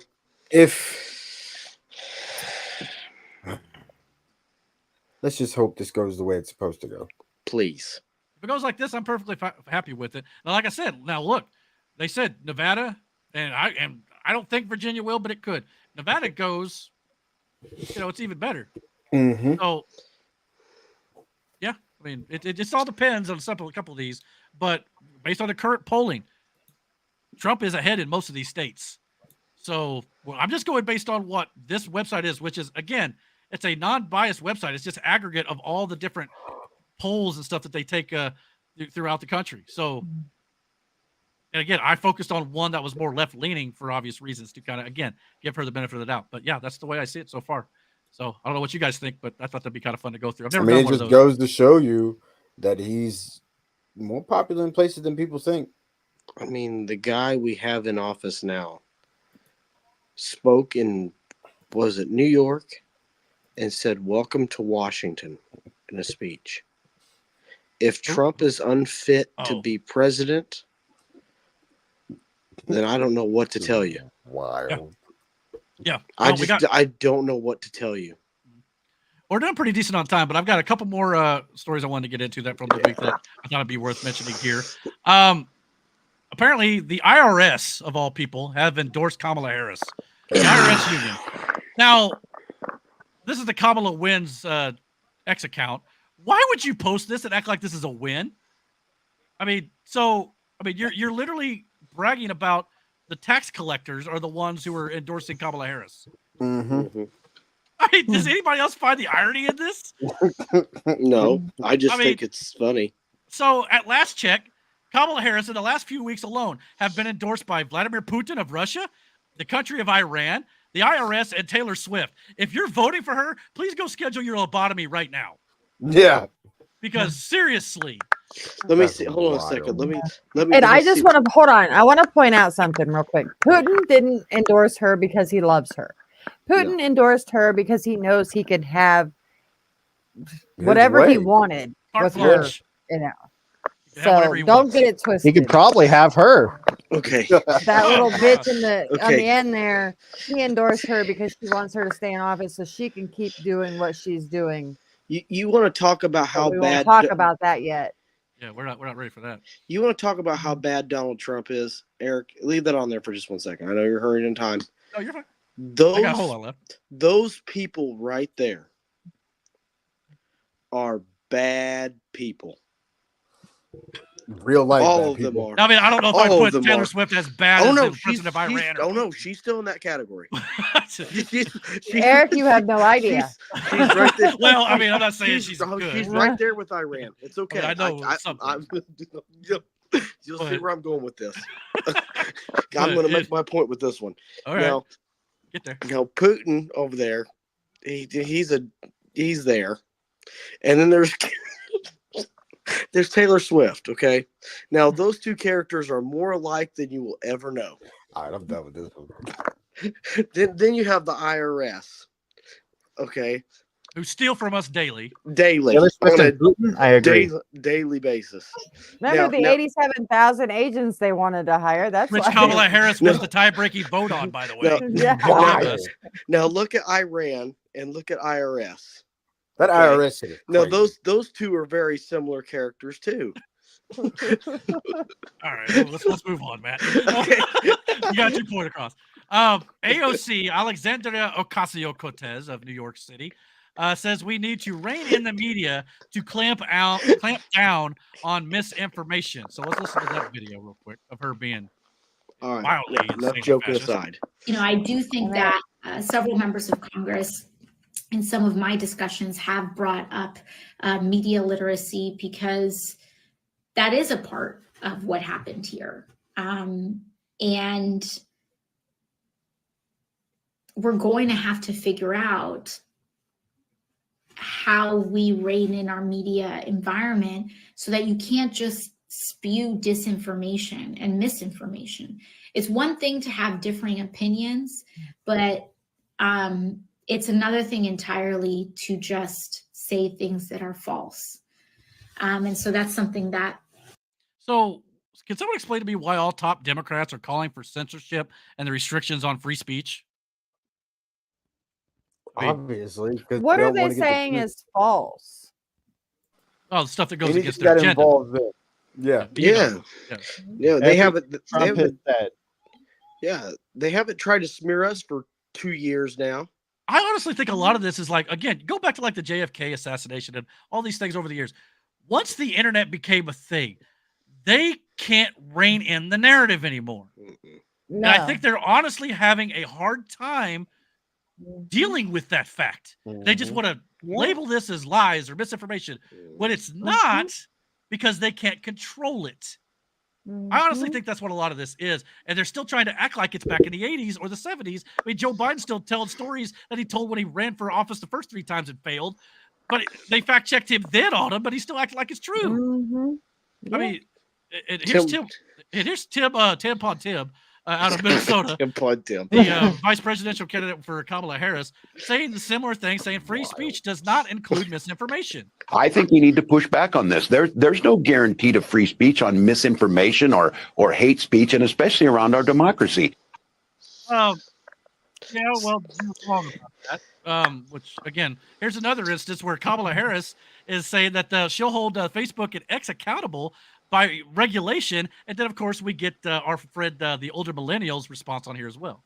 We will hold social media platforms accountable for the hate infiltrating their platforms. I'll know that hate isn't illegal, right?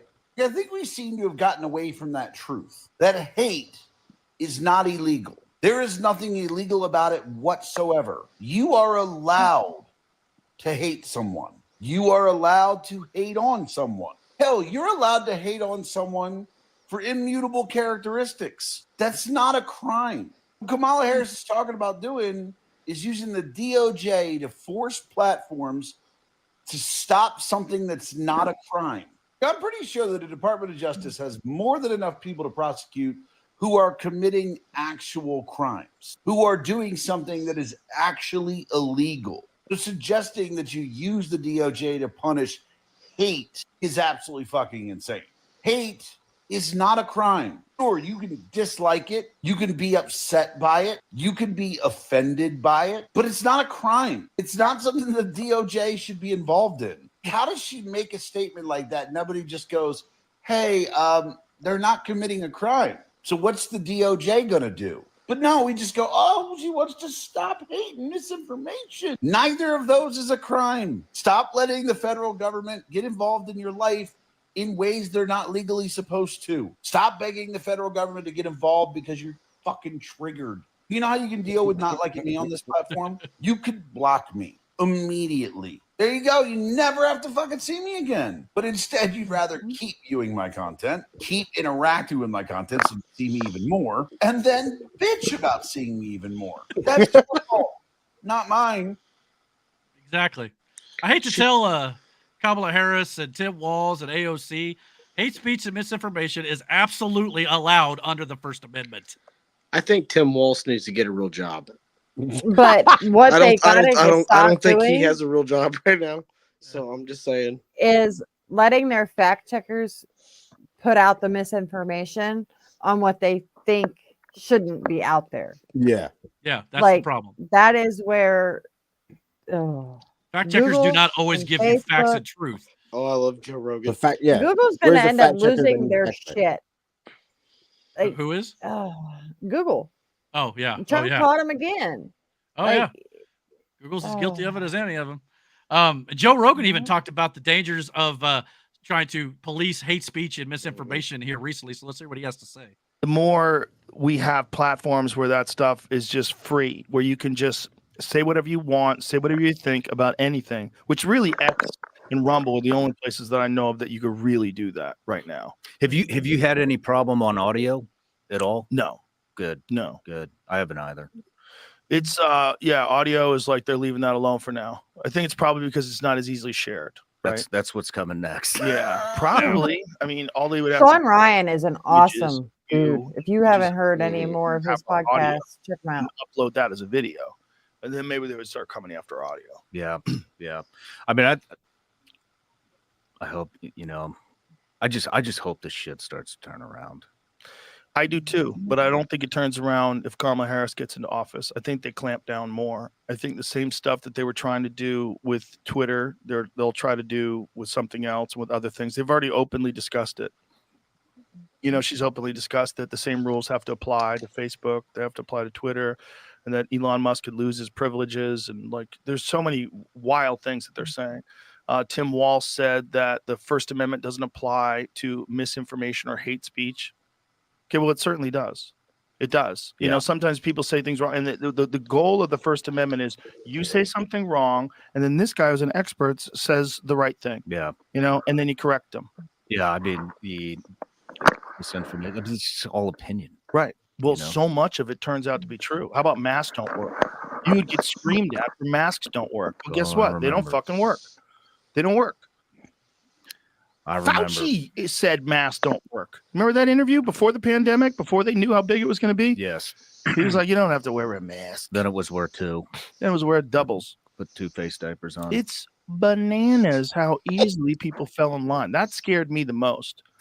Yeah, he's not wrong.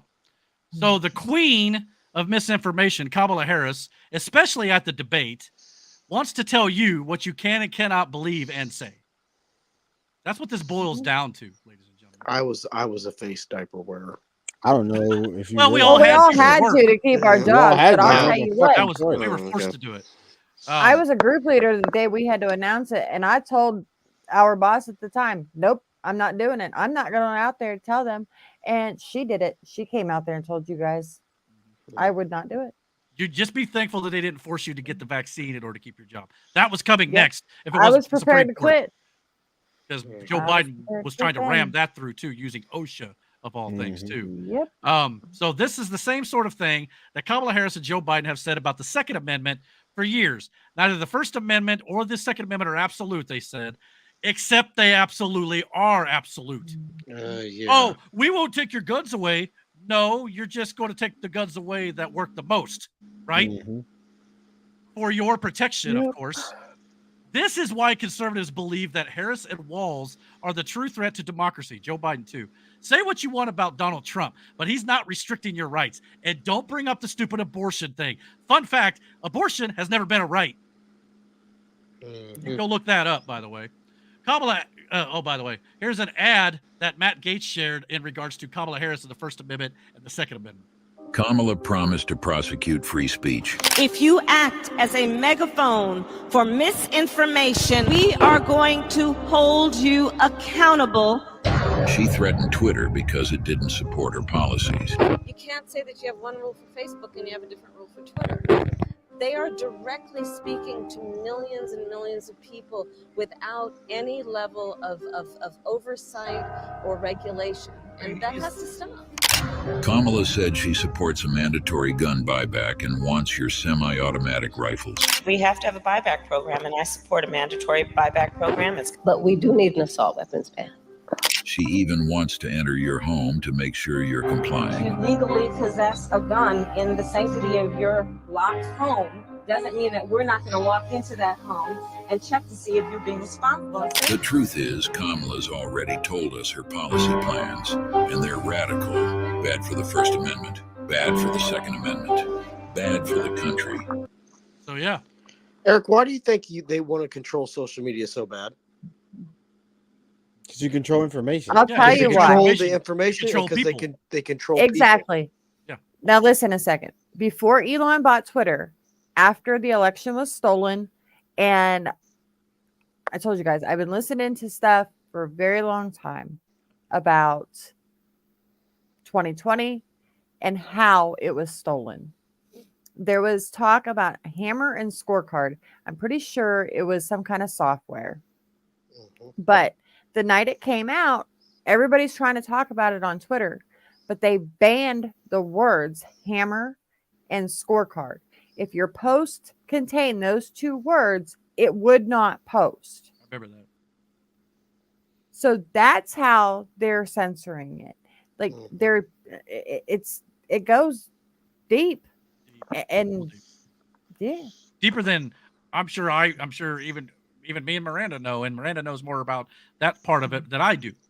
So it'd probably blow our minds how deep it goes, to be honest with you. Yeah, there's going to be information coming out for years about it. But as Matt stated, the First Amendment, she wants to put restrictions and limits on what you can say, what you can't say. That's not good. We want to just take. Oh, we're not taking your guns away completely. We're not doing a gun ban. We just want to take the semi-automatics away, the ones that are hurting the children. But you know what happens? Those are the ones that work the best. And you know why they want to take those away? Because again, just like the free speech thing, it controls you. If you don't have the firepower to go up against these people, you got no say. Eric, you said it a couple weeks ago. When they control the food, they control you. Yeah, that too. Why do you think they're supposed to control the prices on these foods? That word control is a bad word. This is everything they try to for free America. Go ahead, Eric. Brendan and I kind of talked about this a little bit, how you make people work so much to afford food that they can't get involved with things like this. Like they don't have time to look around for the true information, because they're too busy working. And by controlling the media and controlling what comes out there just randomly on your phone feed for whatever reason, they can control what you see. And so you won't have time at all because you're doing massive amounts of overtime. And the time that you do spend on your phone, all you're seeing is the information they want you to see. And a lot of people just don't care to look that much deeper into it anyway. We'll see a headline. Oh, well, Trump must be a racist because the headline said so. Aaron, how much time do you spend a week at home? I mean, seriously. Well, usually just at home. Much as you do. I mean, do you feel like you see your family more, or do you feel like you have to work to live? Most of my family lives farther away, so mostly it's just me anyway for the most part. I was asking Aaron.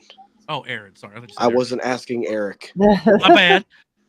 Not including sleep. I think I see my family about 4 or 5 hours a day. Okay, that's unacceptable. You should be seeing your family a lot more than that. Obviously, he's not counting weekends, but no, not counting. I'm talking. You shouldn't have to. Yeah, but I'm just saying. I've worked weekends too. The economy has forced us into that position. Yeah, and if you think that's not about control too, you need to look up everything that Joe Biden's done over the last 4 years. It's absolutely been about control. It's all part of a bigger scheme that you guys. A lot of people don't want to think like that. That's what they could possibly be doing. Remember, everything that they warn you and fear monger you about what Donald Trump's going to do, they're already doing. Yep.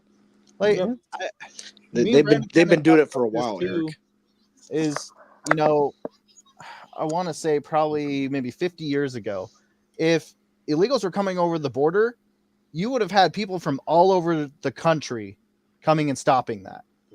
But people can't do that now. One, because the fear of getting arrested. Two, losing their job. And three, probably alienating their family. No, maybe not alienating their family, but putting their family in a worse situation than they're already in. Yep. Because we can't help them. All we can do is just pray and hope that the people that can do something, that are there, will do something about it. If Donald Trump does not get elected this time, there's going to eventually come a breaking point. What that breaking point is and how that goes, we'll have to wait and see. But that's what worries me, Eric. And of course they're going to blame Trump supporters or Trump backers. No. Oh, you guys are just bigots. You need to go to jail. No. And that's where it really gets fascistic. Okay, that's the word. It can get bad if Trump don't get back in. That's I'm not saying that as a threat or anything like that. I'm just saying the path that the Democrats have us on is not a good path. No. See, the thing is that once we lose our guns, and once we lose freedom of speech, we're going to start losing everything else. Religion is going to be the next thing on the list. I guarantee it. They already tried that with COVID. They're already telling us now that a lot of stuff that people who are religious believe is hate speech. That's what they say. Yeah, You which can't that's be a, against homosexuality or the LGBTQ. Yeah. Guess what? My Bible says it's a sin. You don't have to agree with me. You can do what you want to do in this country. But if you ask my opinion on it, I'm going to tell you I think it's a sin because my Bible says so. And I'm sorry. I'm putting my God ahead of you and your Yeah. freaking laws and your my wants right now. my Bible My says it's view a load on of it- shit. My view on it is be gay. I don't care who you are happy with. But you know what? You don't have to try to turn my child into a fucking boy if she's at one. You know, like That's none of their business. the trans agenda is what pushed it over the edge. For a lot of people. Yeah, for a lot of people. And I've ended like there's a line where your life, your happiness does not include all this other bullshit. Like you are here to be happy, to live and whatever, but don't do that to children. Yeah, it's not your place. Like no. Keep I guess it in a out way, of don't schools. force your happiness on somebody else, assuming they're going to be happy. Right? Is that kind of what you're Yeah. saying, Miranda? Yeah, Well, but they used to like, say that all the time to Bible-believing Christians. Don't come at me with your preaching and stuff. Just let me live my life. Okay, fine. We'll let you live your life, but now you're the one trying to push it. You know, your they're not- LGBTQ stuff, but they're the Christians making still it ain't just allowed to do about that. sex. Yeah. They're pushing sexuality on young children, like 4-year-olds. We shouldn't even be thinking about it for another decade. Why? Yeah. Yeah. I mean, at least. And then these 2 10-year-old decades. boys that they have walking down freaking runway modeling dresses and with makeup on. What are you doing? Yeah. Like This is where you get people on the common sense, logical side of things going, we've had enough. And, This is- hopefully they That see is that is It's that kind of That's stuff wild. when they say that they're not going to let pedophiles into their group. It's like you say that now, but they're inching their way over, and they're probably already in your organization, and you don't even know it. Oh, and one more thing Kamala wants to do is pay for sex change operations for prisoners. Yeah, on your tax Why? dime. I'll tell you why. It's because they don't want people to reproduce. And that's a whole nother They're trying globalist thing. to ruin and see a whole generation of children and this is why I will never retire. and any adults that fall for it too. Yeah. It's all about globalism too. Like, oh, we Yes. gotta subjugate. Don't let them reproduce. That way, there's less population. More supplies for everybody else. Easier Think to control. Thanos. Yeah, easier to control for sure. All right, so we had a few more topics conversation before we end the night out here. By the way, we finally found out. We finally have a photo of the gun that Kamala Harris supposedly owns, but she refuses to tell anybody what kind it is. So we finally know now That's what she's been so secretive Oh about. Yes. Done. That was Remember- semi-automatic. Yes. Remember, Why? most of the time when Oh, Democrats man. complain about hate speech and misinformation, more often than not, it's just information they don't like and it hurts their agenda. Doesn't mean it isn't true. No one should be policing our inalienable right to free speech or guns. If they are, then they are not for the Constitution or America. And if you think they should be policing your rights, you're on the wrong side of history. Those two amendments keep you free. If you're restricted in any way, then our constitutional republic becomes at risk, which I'm sad to say, I believe is what Democrats want. Listen, I will say this. Although There are plot times thickens. where the internet is the greatest place for entertainment. Oh, absolutely. You get what I'm saying? Yeah. Like, one of the things that I've enjoyed of this generation's internet deal is the meme culture. Yep. This one is great too. This shit with the AI and this Yeah. shit, the way the people can do with memes now, Next level. top tier. Like, Which what worries me about that is it's eventually going to get so, and it's already to that point. It's going to Oh, be yeah. so good you can't believe what's real and what's not. Yeah, yeah, Because yeah, yeah. I mean, you can already do things with CGI and stuff that's not real at all, but looks real. And, Yep. and at what point do they start using that stuff in politics? I think Trump said I think this, it's but he gonna never all said have to have a watermark on it or something. for sure. Something something. like Yep. you can't. That way you know there's a watermark or there's like a signature somewhere that like Yeah. you know, okay, this ain't real. I don't care if it's even over the whole thing. Like, why is it that whenever I see a picture of her, sorry to interrupt you, Miranda, that she looks like a 1970s Russian politician? Well, they've depicted her. Where the fuck did you pull that out of? I mean, she does. Brandon, does she not? What the? I don't Can know. you pull up a Was it the Nerf gun? What was it? Competition? The cuffs on her. Oh, she wears those suits jackets. It's just what she. It's just. I They're don't called cufflinks, Matt. Well, I don't wear them on the daily basis. Well, not on the daily, but you wore one at your wedding. And her, yes, and her Nerf gun. I'm surprised it's not a squirt gun. I'm pretty sure It might be. I'm pretty You sure know- we own that Nerf gun somewhere in this fucking house. You can actually make Nerf guns. Kind of dangerous. Oh yeah. Oh yeah, Axe Jackson. I mean, there are people Shut up, that Brandon. do it essentially airsoft. Airsoft? Not airsoft. And look at that evil laugh. Paintball? The air compressors Oh, okay. inside them, and then they put like pencils inside the bullets. That's just dangerous. I mean, yeah. you can do it with like. That's why we have "Don't try this at home" on the side, or warning labels because some idiot. That's awesome, though, Eric. Yeah. That's All right, we've hilarious. got 3 small other stories to get to, and then we're done. Speaking of someone who should be facing. Oh wait, I'm sorry, I jumped ahead here. No, this is okay. No, you might as well go ahead and talk about this one. Ooh, this Yeah, one's a I good know. one. I think I just skipped. Yeah, okay. Now, okay. All right, I jumped ahead. New York This is City a good one. Democrat Mayor Eric Adams indicted for bribery and campaign corruption. At first, I thought this might be related to Diddy, obviously because he's been known to be around. Get that man the key to the city. The key to the city. But it does not appear to be the case according to the indictments. But Not New yet, York- anyway. Yeah, not yet anyway. Eric Adams and even Donald Trump believes it's because Eric Adams came out about a year ago and said that New York can't be a sanctuary city anymore because it's putting a strain on the city. Go against the establishment's narrative and you face lawfare. Here is Eric Adams a year ago saying New York City cannot sustain this migrant crisis. No support. And let me tell you something, New Yorkers.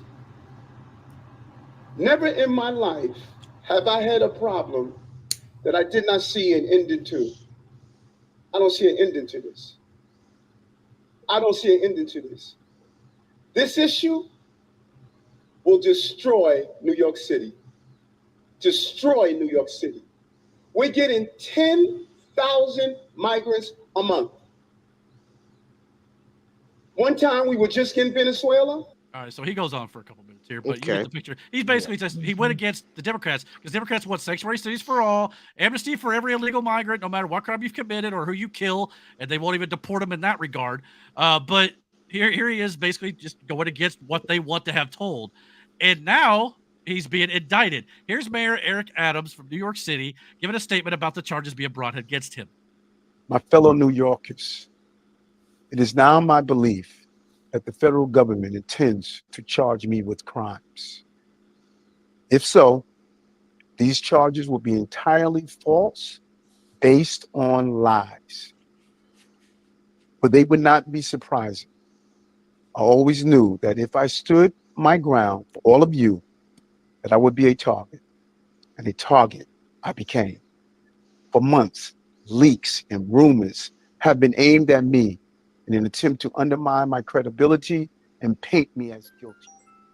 Just this past week, they searched the home of our new police commissioner, looking for documents from 20 years ago, just 1 week after he joined my administration. Enough. I will fight these injustices with every ounce of my strength and my spirit. Now, in Eric Adams' case, he's likely guilty on some of these crimes. I'm not going to lie to you. But does this sound familiar to anybody at all? Does to me. He sounds almost identical to Donald Trump. Yep. Interesting how the federal government, i.e. the Biden-Harris administration, she's part of it, are going after one of their own now because he's decided to step out of line. He saw the light. I'm not a fan of Mayor Eric Adams. He fired New York City residents who refused the COVID vaccine and appealed their court victories. So no tears for me here on that regard. But Democrats had no issue with Eric Adams as a scumbag Democrat until he went against the Democrat establishment narrative. Even if you're on their side, this administration, not Trump's, have weaponized the Department of Justice, even against their own. Here's Donald Trump talking about how he's dealt with the same sort of thing from the Department of Justice that Eric Adams is now dealing with. You had the worst mayor ever that we had prior to him. I will say this. I watched about a year ago he was governor. When he talked about how the illegal migrants are hurting our city and the federal government should pay us and we shouldn't have to take them. And I said, you know what? He'll be indicted within a year. And I was exactly right, because that's what we have. We have people that use the Justice Department and the FBI at levels that have never been seen before.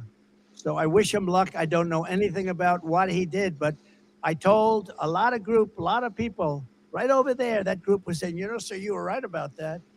When they mentioned that, I said, they came in and he was pretty strong about it. He said, this is really unfair to make us carry this burden. We shouldn't be doing this. This is New York City. I mean, your parks are loaded up. I just passed recently Madison Avenue, the Roosevelt Hotel. It's like nobody would recognize it. That's Midtown.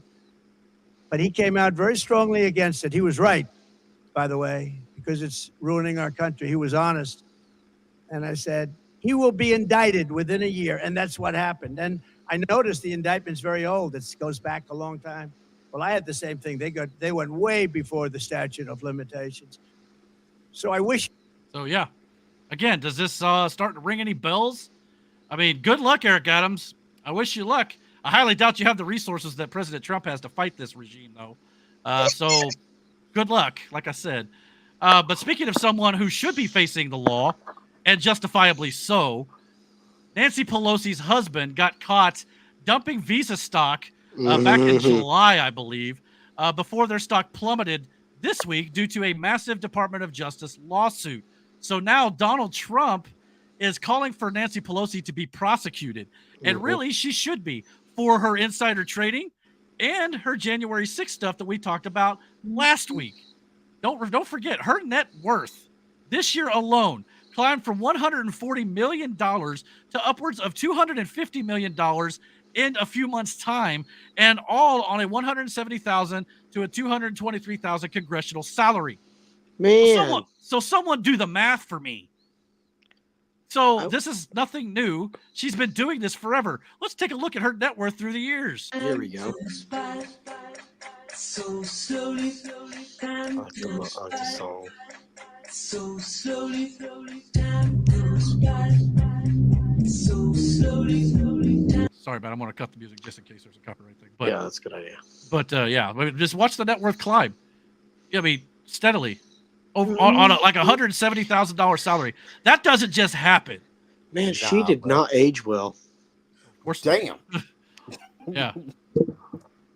So look at that. In 10 years' time, from 2014 to now, her net worth has jumped $200 million. She's like the emperor, man. Look at her. And again, this has been going on, and she's not the only one in Congress who does this. Absolutely not. I love that, her ripping the paper up. That was a bitch move. That was. Do you think she would have been okay with that if Mike Johnson had done that to Biden's speech? No. No. I like doing that because she has no respect for. Yeah, she claimed she was doing it because he was disrespectful. No, she has no respect for anyone. So that right there, Nancy Pelosi should be in jail. Yeah. As we said last week about the whole, transcripts came out and Trump was confirmed to have stated that he wanted, National Guard protection for the Capitol on January 6th. That was in writing, quote unquote. And Nancy Pelosi refused to get that protection. Now we've got more evidence of insider trading where her and her husband were dumping stock before this massive DOJ lawsuit, which she likely knew was coming down the pipe.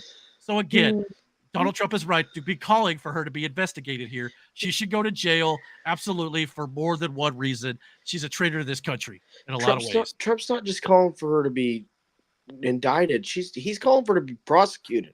Yeah. I mean, he's beyond the indictment part of it. Well, I think that leads to all. But anyway, it's all a process. But yes. Yes. But yeah. So, but okay. On top of that, our last story of the night. Apparently, there was a letter that was released from the second Trump shooter from the golf course offering $150,000 bounty on anyone who could finish the job and unalive Donald Trump. The letter was released by the Department of Justice. Now, why would the Department of Justice release something like this? The only logical conclusion would be because they want Trump dead. Otherwise, you don't show this to the public. This only leads credence to our theory that we told here on the podcast last week that the Department of Justice, the FBI, the CIA, etc., are the ones likely funding Ryan Routh and Thomas Crooks via BlackRock. I feel bad showing it even here, but it's important that you understand the corruption that we're up against. See, But you have to understand what we're up against with the brainwash department too, because there are people, everyday people, that applaud this man for wanting to do this. Yeah. And those are the people that we need to get to. Like, throw them up and lock away the key. No doubt about it. On top of that, we have apparently got reports that 9 shoulder surface-to-air missiles have reportedly crossed our southern border via cartels in an effort to give to likely one of these 5 assassination teams we reported about last week at the end of the show. Some of them possibly from Iran, who have come across our southern border to shoot Trump out of the sky on Trump Force 1. So, yeah, that's concerning as shit. and he had to turn his plane around. Like, they were on their way to Chicago, and they turned around about 2 hours ago now, I think.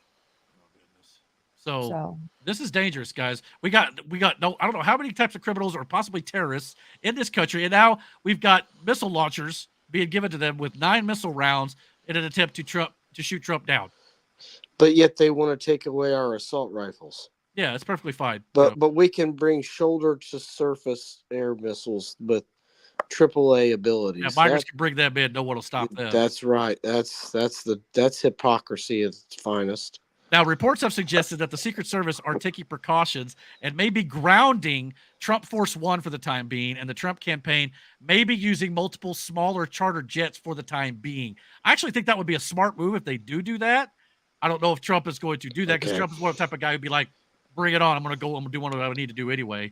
So I don't know how this is going to go. I think that's a horrible idea, Eric. This might sound terrible, but I honestly think that Trump knows that if he wins the election, it's great. But if he loses via assassination, it's also going to be great. Not that it's going to be great, but that it'll wake more people up. Could cause a revolution. Yes. Something like that. People will be like, this is not okay. No. How many? No, I'm not saying that. Obviously, I want this to. I don't want anything to happen to the man. I hope Trump stays alive, healthy for the next 4 years. He's our president. If yes, something were to, I do too. I'm just saying something to happen to him, though. How many times have we seen where someone dies for their cause and it spurs something on, beyond their life? In ways, I guess sometimes in bad ways. I guess that's in the eye of the beholder. But in our case, I think it would be a good thing for the country. But I would much rather he just go in, do what he needs to do as president, and do things that way. So hopefully nothing happens to the man. Tame the savage. I said it a couple weeks ago. Tame the savage, just a man. Make good the world over. Don't shoot at people. This is not the way to handle it. No. And both sides of the political aisle have said it. Now, if these are Iranians doing this, though, it's got nothing to do with politics. No. It's more like they want him dead so they can be, conquer America, or they want to have more money so they can do their proxy wars with like Israel and shit, things like that. So there's a lot there. But why did you say that you thought this would be a bad idea, Matt? Well, the reason why I said small planes have a bad track record. But if you don't know which plane he's in because they're charter jets, it's harder to find him. Eric, if it's Iran, they will find out.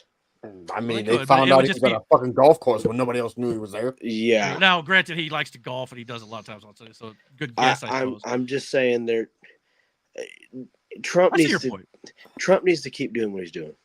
But here's the thing, too. If you're on a plane that does not have the big words Trump on the side of it, that a little would help. more inconspicuous. Yeah. So I get why that's a good idea. I would be traveling via Secret Service. Do they not have their own? I mean, the United States military, one of the most best technological forces in the world.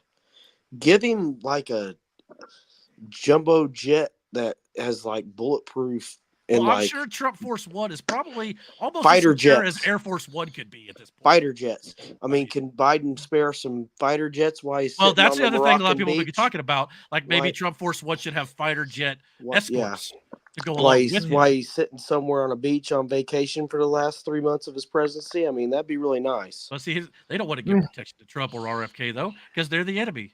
Yeah. They want them taken out. Let That's me the tell you thing. something. When that came out that they did not have RFK Secret Service, that was a huge red flag to me. That was wild. And last I checked, I think they took it away from him again. With his family history. Why do you think he jumped ship? He saw I the writing mean- on the wall. Matt, the same people that killed his family are trying to kill him. I know that. It's all the same that's- group. That's the point I'm trying to make, Miranda. The Democrat Party of JFK is closer to the MAGA group now than Than it is to ever the- Democrats. Absolutely. That's why I mean, RFK's like, I can't do this. Look at the mayor of New York. They're smearing him with indictments. Why did he do that? Because he saw the light. Or at least he spoke out, at least about a little bit of it. He saw the light, Eric. Well, again, I'm not saying the man's 100% innocent because, again, he's a I didn't Democrat say mayor of he New York was. City. He's probably bent as shit too. I didn't But say he was, but he's Look, the first yeah, person to I'm- stand against their policies. He probably seen them coming after him. I don't care. You know when you're under investigation. So he's probably trying to save his ass, and it's too late for him. Yeah, it could be a multitude of things. It's just, it's just a sad state of affairs. oh yeah, definitely. Well, I'm done for the evening. So, anything else you guys want to talk about? Yes, the White Sox suck. All right. Why is that? Did they beat the Yankees? They set the record for the most losses in the MLB Statcast era with 121. Damn, hang it. The fuck I up. guess they suck. Wow. Well, the bad people are coming to Indianapolis here in a couple weeks, Eric. So they're just getting done with the White Sox. So Who's the bad people? the bag people, where they wear the bags on their heads and the unhappy faces.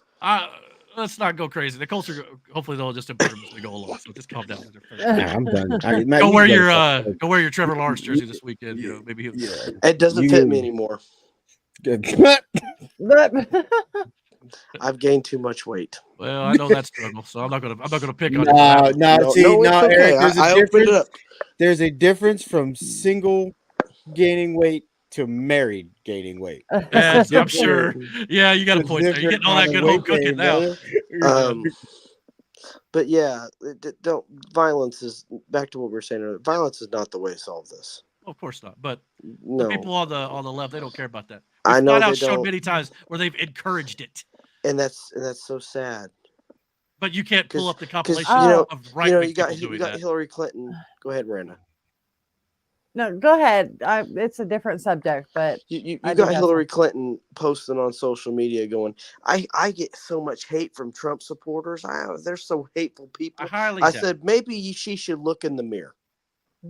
And I wouldn't think it'd be the same about it. The stuff they say, like Trump says, is hateful or violent. It's usually taken out of context, or like I don't want or what they say. He says he hates like immigrants. No, he didn't say that. Eric, he took that out of context. That's not at all what he said. I am in my 28 years of existence, I have never met a violent Republican. I'm not saying they don't exist. They probably do. But I have never but met- the people but on the I'm left, like ne- Maxine I'm just Waters saying- and people like that, are like, go out and punch some people in the face. You don't I'm- see Republicans saying that Hold shit. on. I'm just saying, Listen, I don't- listen. Listen. You may have met it. Who their political views don't matter if they're as Yeah, you could be violent. you could be a violent fucking person and you could still be you know what I mean, like. But I'm talking about the violence that she's talking about, like the January 6th. I've never seen groups of violent Republicans. Right. Cornering people in a restaurant or a grocery store Well, and making you say what you better say, Black Lives Matter, or we're not letting you leave. You don't see that on the Republican side. All I'm saying is Period. it looks very staged. Mm-hmm. Well, it's definitely part of the plan. As Oh, yeah. say. Yeah, it's a Heath Ledger thing. Washington, I have a belief that Trump is not on that list of people that's part of their group, their club, which is why as they say it, which is why they dislike him so much. Can't be bought. He can't be No, swayed. he can't be swayed. And it's the Joker. It sounds so much like the Joker's statement where he goes, everybody loses their mind when things don't go according to plan. And it's like on the left. It's happening in Washington right in front of us. And hopefully it's all going to come tumbling down. Well, I don't want like the government to go away. That's not what Trump says when he's talking about going after the Department of Education or Department of Justice. They need reform. Reform Because they're so corrupted right now. They need small government. Yes. That's what he means. And Miranda's right. When everyone stands up, the game's over with. Yeah, it's like go watch A Bug's Life when he's talking about you let the one ant stand up is one thing, but then once they realize they could all stand up, they outnumber us like 300 to 1. So we outnumber the government far more than those ants did those grasshoppers in that movie. Well, speaking of things that outnumber us, our imports may be stopping. Our ports are about to go on strike. I think October I did hear 1st. about that, didn't I? Yeah. Okay. So stock Might not up hurt on some supplies, maybe. Well, wasn't somebody from the Homeland Security or something said to go stock up for like 3 to 4 months worth of food just to be safe? Yeah. Going forward. Yeah, good That was a luck. whistleblower. I can't even get a week's worth of food. I know. I know, right? Some people are just so strapped they can't afford to do that. I hate that, Aaron. I'm sorry. Well, that's when you got to, hopefully community will chip in and help out if something were to get I hope so man. I just that's surprised so how much sad. people will help each other at a time of need. Yeah, I know. Right now. But it just that's what's so. Well, remember, we went through this with COVID, and at the beginning of the show, that's why I was so frustrated. People were fighting over toilet paper. Because it makes me so, Brandon, it makes me so frustrated. Toilet paper and fucking hand sanitizer. Sanitizer, at least I understood. Toilet Dude, paper. people were buying pallets of the shit and hiding it in their garage and then selling it for like 100 something fucking. Dude, I had 17 pounds of toilet paper. No, you didn't. No, I'm just kidding. You're the part of the problem. So it's like every time there's a freaking winter storm, it's always milk and bread. Yeah. The snow will probably melt in a few days unless it's a big time thing. But around here, we don't normally get it that bad. But yet the bread milk's always gone. It's like a bunch of panicking morons. Why is the rum always gone? Well, that's because I'd rather if I'm doing this, I might as well be hammered doing it. Fuck it. That's exactly, right. Might as well. All right. We got anything else to say? We want to head out? No, peace. We did pretty I'm good on ready for time tonight. bed. I think we did a little bit better. So thank you guys for watching so much. And please don't forget to hit that like and subscribe. And don't forget to subscribe to our Rumble page. It is in the description box below. We are going to get that going at some point. I promise. I know I keep saying that. One of these days we'll have to live up to my promise.